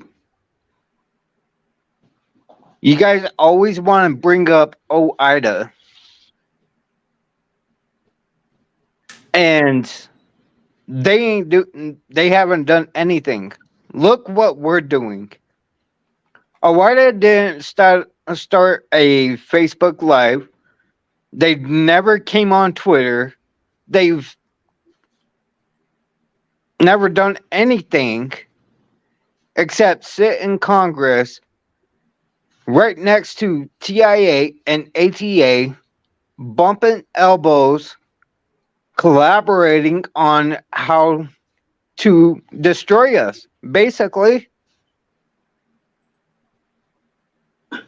So why are you calling us drifters when we're actually trying to fight against these others? We're trying to fight against TIA. We're trying to fight against ATA. And I don't want to put it out there right now on the other one. Everybody knows what I'm fucking saying. But because we haven't proven it yet, but it's going to come out. Okay. So quit fighting us and join us, or join one of the other associations at least, because we're all in alliance. We are all in alliance. We're trying to make this industry better. Mike had to do it. Did you see what he put on the screen? Yeah, I did. Listen, But Chris. but I was in the middle of my speech, so I could. Listen, Chris. From one grifter to another, that was very well said, sir. That was very well put. By the way, I had to Google the definition of grifter, and this is what it says in the dictionary. I'm assuming this is Webster's. A person who engages in petty or small-scale swindling. Example, I saw him as a grifter who preys on people. Hey, that is a very good choice of words, I guess, if that's what you think that I am and everyone is. Well, even to that point, I mean, we even make fun of it. So you know Bro, exactly where we're coming mean- from. Like, we're not trying to defend it. We're not. Like, we national try to owner get our point across. We stay on task. Chris, the National Owner Operators Association has been around for, as of yesterday, exactly 3 months. 3 months. No, I 90 get days. that. I get that. We've accomplished more. We've accomplished more in 3 months, Mike, than the other associations that we're not going to mention at this point in time have done for us in 50 years. I've been doing. I would say 40. The first hold 10 of OIDA, then yeah, they did a little bit something. The first 10. I've been doing what I'm doing right now with Noah in this Facebook group for almost 2 years. Mm-hmm. The same thing for Yeah. almost 2 years, offering services to people to help them run their businesses. If someone asked me, where do I go to get a DPF deleted? I got a guy for you. Where do I go to find these tires? I can help you with that. I've got a problem with a contract. What's the problem? How can I help you? I've been doing this for almost 2 years in this Facebook group. Owner operators, no authority, new authority. So Exactly my point. it makes absolutely no sense, that comment. This is Exactly my point, Mike. miserable. This is from miserable people. And by the way, it wasn't me who was called a grifter. It was Jamie Anderson, who is not here. I've been called it too, Mike. I have not yet, but I've been called a lot worse. So Me and Jamie was actually in one single comment. Both me and Jamie were brought up. it pisses you off, doesn't it? I ended up in a group last night, and yeah, they brought up Noah and everybody too. You know, I believe it has to do with that Freightway sonar or some shit. Those clowns. Does that tell you something? But Oh yeah. We're let me ask you a question. Right? We're getting them scared. We're Let me ask you a getting question. them afraid. Let me ask you a question, okay? When you go and if you don't know where you're going, if you don't have the links that we have and you're not able to do it, and you're just trying to find who's hosting a room, you're going through all the hosts, you're trying to find Mega Mission or Noah or anything else, it's damn near impossible. If you don't know exactly where you're going or you haven't, you don't know, right? Because it's so big and it's locked down to the point that if you don't know somebody that's in that room, you're not going to even see that room in Twitter, right? Okay. So how is it that we have put such an impact out there that we're being talked about in other rooms that we're not even in? Well, they're scared, and they know That's my that point. That's my point. They're saying is complete bullshit. I mean, I was listening to them last night, for about 10 minutes, and they're talking about their data and how their data is completely right. Well, no, it's not completely right, because I change your data. By me deadheading from wait a one minute. place to How another, long I have you just been in the changed room? your data. How long have you been in the room? How long have you been in the room? Which one? The Facebook room. How long have you been there? Oh, since February or March, somewhere around there. Okay, so you've seen when I was posting that yesterday's data doesn't match what today says yesterday was, right? You've seen all that when I was showing people that it literally did not match. None of it matched. Okay, they just make whatever the hell they want to up. And again, like I've said before, the ATA sends out a newsletter. on how they're going to, give it to us without lube for the day and what the rates are going to be. That's how it works. There's no other way that the rates drop from $3 a mile to $1.10 a mile overnight. That doesn't happen. Number one, nobody's up to make those rates change overnight. Exactly what I was bringing up last year with the freaking brokers. Yeah. But well, anyway, I mean, Mike can drop. needs to get to bed, or he's not gonna Yeah. putting up no more spaces for I us. got my second win. Hold on. I want Okay. to touch on what All what Mr. Wilkerson just brought up real quick. And I have some illustrations to put on the screen here. Just bear with me. Well, you know, that restriction. sonar, you know, they should have So seen we're going to the make other day a when record, really? when I when think I we are. ended up We're gonna get 4. Because I'm when upset now. So we, Okay. He's upset. We pissed Let's Mike do off. it. Great. 1 second. so their Let's data do the it. other day, I I got told that I know. was price gouging. And you know, Right. if I was price gouging, well, your data should have showed you that I was price gouging, or not price gouging, but that should have been the rate then. If They that's, don't need to. yeah. They don't need you. They don't need the data doesn't need to show you that. This individual's name is Timothy Dooner. He is affiliated with Freight Waves. Oh, God. Here you go on this clown, huh?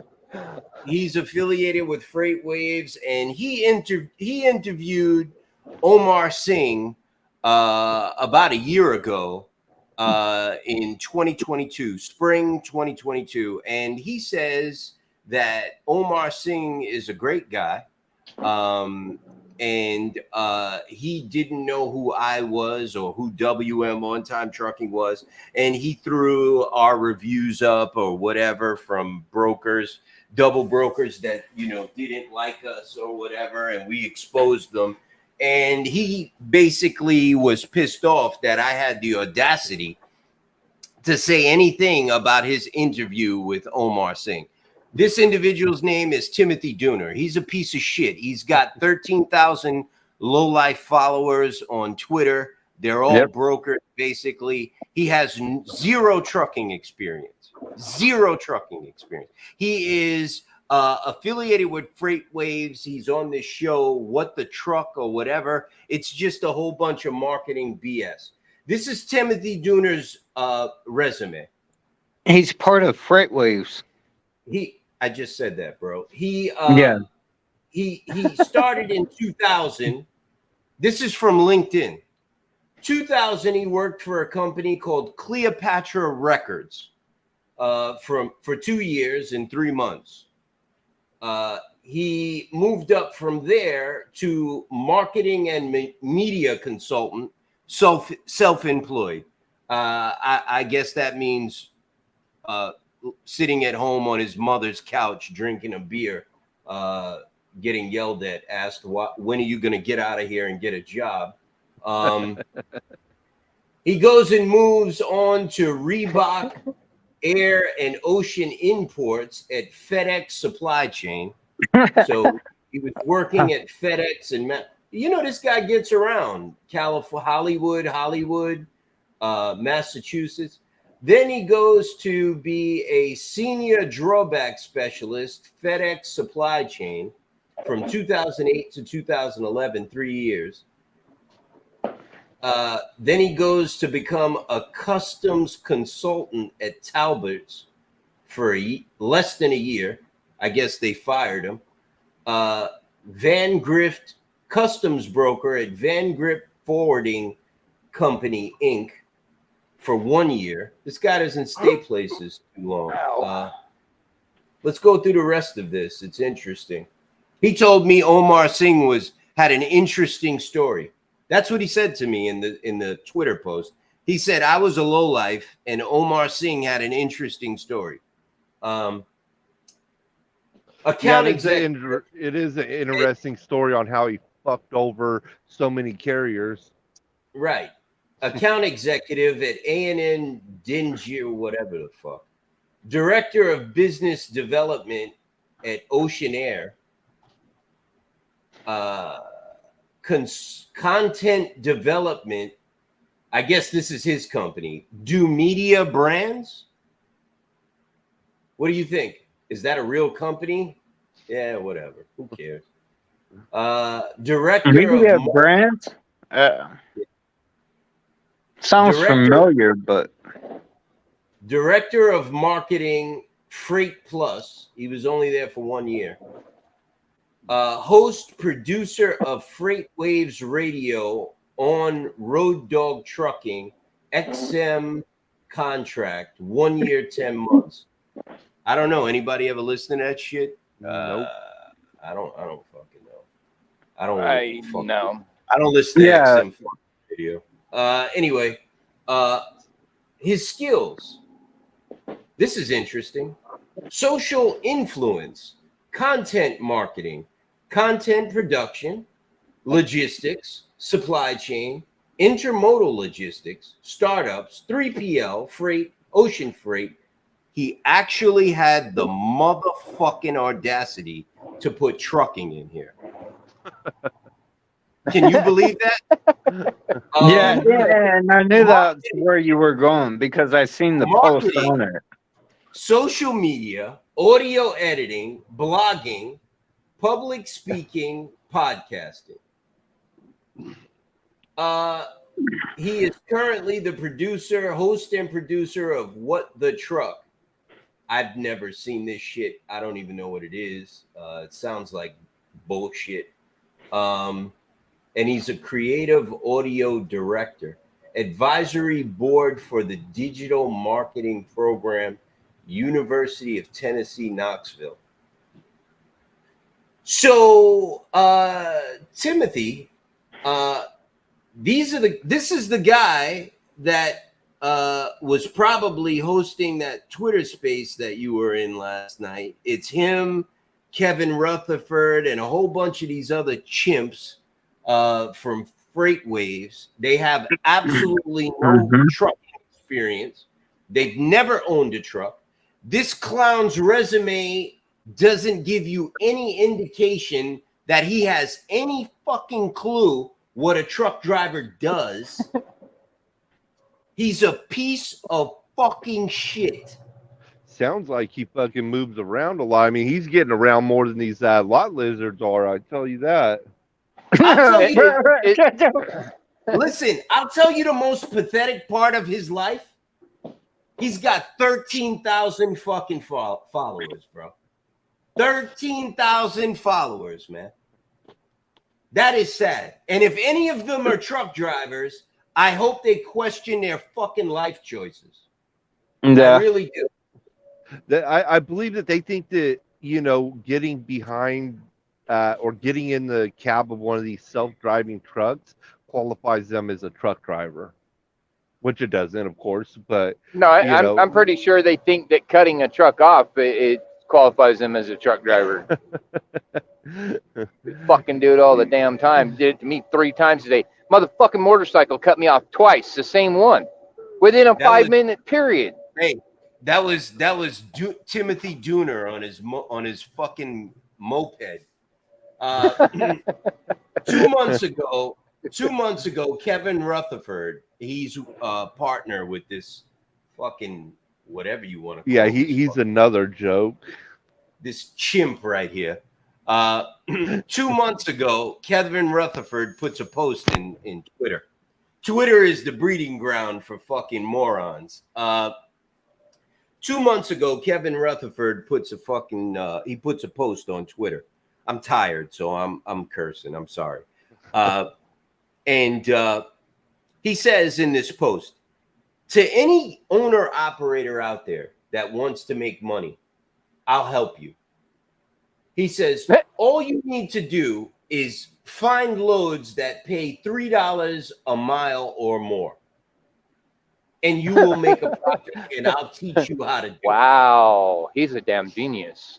This ass clown said that like 2 months ago, when rates were like $1.50 a mile tops. He said that on Twitter.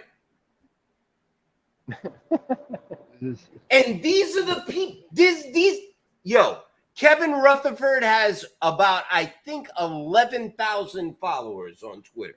12,000 followers. Well, if you put them both together, you still don't have what you have. This clown right here has 13,000 followers on Twitter. This is his resume, and this is his trucking experience. He has no trucking experience. Yeah, He's it's a sad. clown. He shouldn't even be opening his mouth about a truck driver. I made a comment about an interview that he did with Omar Singh after the day after that guy filed for bankruptcy. Surge Transportation filed for bankruptcy. And my comment was just, he made some statements about Omar Singh, basically referring to him as some sort of a genius. And I said, how could you be calling this guy a genius? You knew absolutely nothing about him. And he admitted that he had just met the guy. That was the first time he ever interviewed him. It is guys like this and shows like What the Truck and companies like FreightWaves that embolden brokers. And that was my point, Timothy. I'm sorry it took me forever and a day to get there, but that is my point. That is why a broker has the balls to say that you are price gouging. He is an intermediary. He is not needed. He's like the guy that you go ahead. They ain't seen shit on price gouging yet because, you know, I own my truck, I own my trailer. I'm gonna go do something else. But when the time comes that they I've heard need it me, from several brokers. no, I'm you're trying not to hearing what I'm fucking saying. price gouge. You're not hearing what I'm saying. They ain't seen price gouging yet because I own my truck, I own my trailer, Mhm. I paid my Oh, insurance, okay. I paid my $22.90. When it comes time and they're offering $5 a mile, I'm going to do it for $10 a mile. And if you hang up and say you don't want to do it and call me back, it's going to be $15 a mile. Then you'll see some motherfucking price gouging. Yeah. So somebody says, Craig Fuller said August 30th, but I can't find any place JB Morgan reported this at all. Trucking companies have different operating costs, but none of them can survive long on low rates. Throughout this year, truckload spot rates have hovered above $1.50 and as high as $2.10 a mile. Meanwhile, the average break-even cost per mile for truckload ranges from $1.56 to $1.90 per mile. Where the hell did he get those numbers? Recent JP Morgan. When the fuck did the bank start knowing what my cost to operate is? They don't even know how to fucking not charge me overdraft fees when I have money in my account. What the fuck? Where did this come from? Who is JP Morgan? They're like the most penalized, fined bank / broker dealer in the history of Wall Street and the banking industry. If you listen to anything that comes out of JP Morgan's mouth, what's his name? Jimmy Dimon. If you listen to anything that comes out of these lowlifes' mouths, you have to really question stuff that you're doing, because these people are the biggest grifters. The biggest grifter is JP Morgan. The biggest grifter. Yep.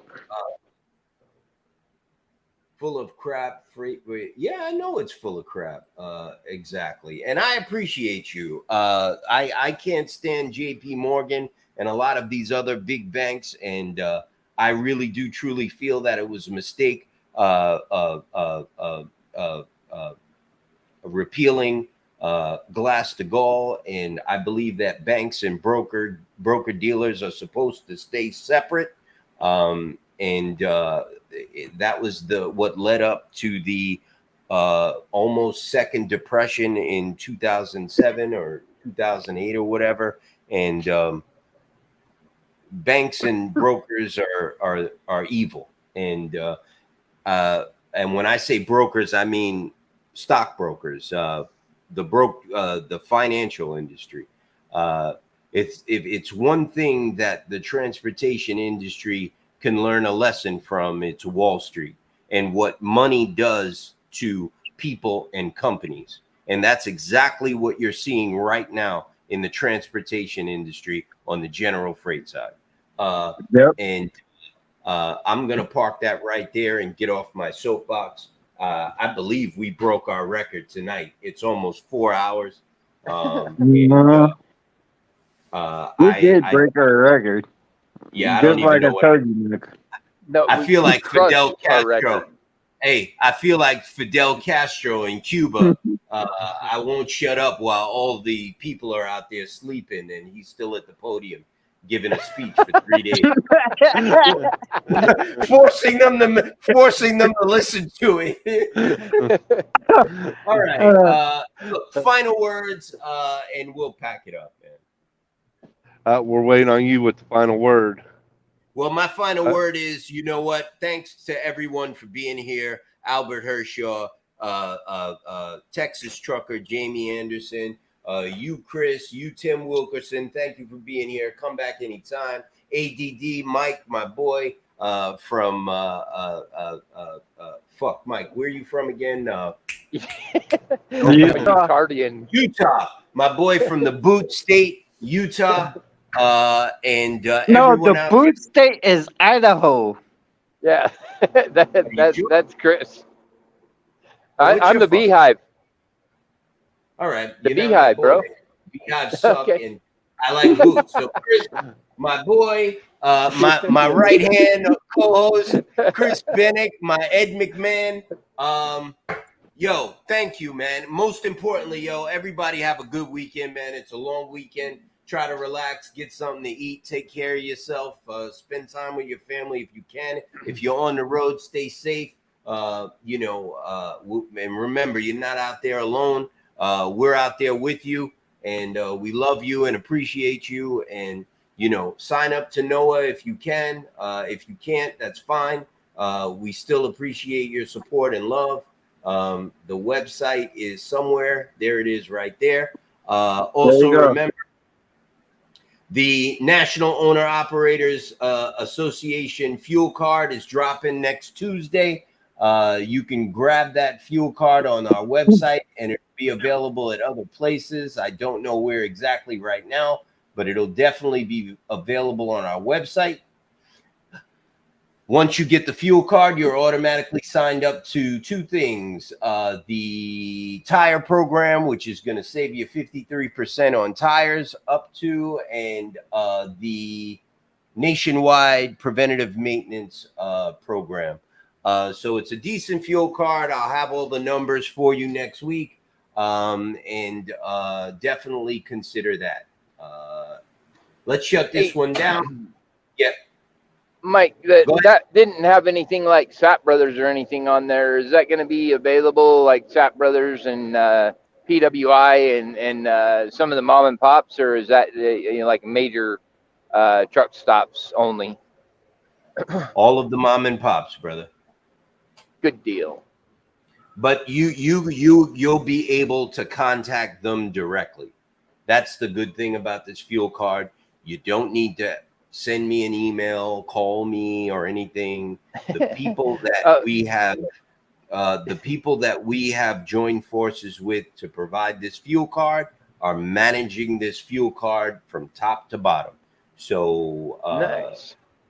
that is the thing with that. Yeah, And so even if you're leased on, this is a better program because you can actually contact the company that's handling the discounts yourself. When you're leased on with the company, you contact the company, period. Absolutely. So it's you go ahead, Christopher. So I mean, really, you're getting a better deal with us because the company that you're leased on to, they're actually taking some of that discount. I'll put that out there right now. they're making money off of that discount off of you. So I'll leave it there.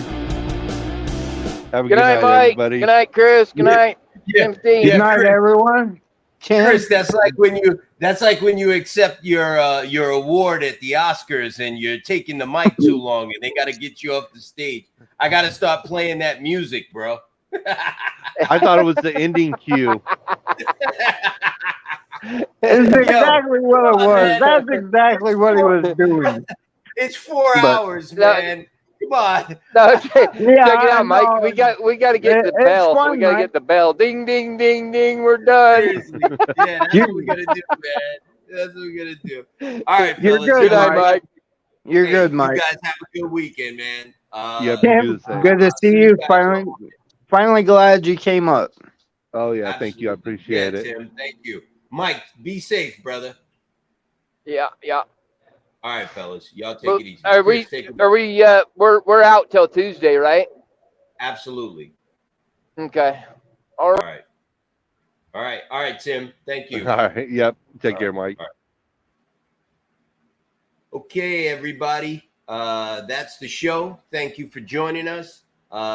We'll be back here next week. Bye-bye.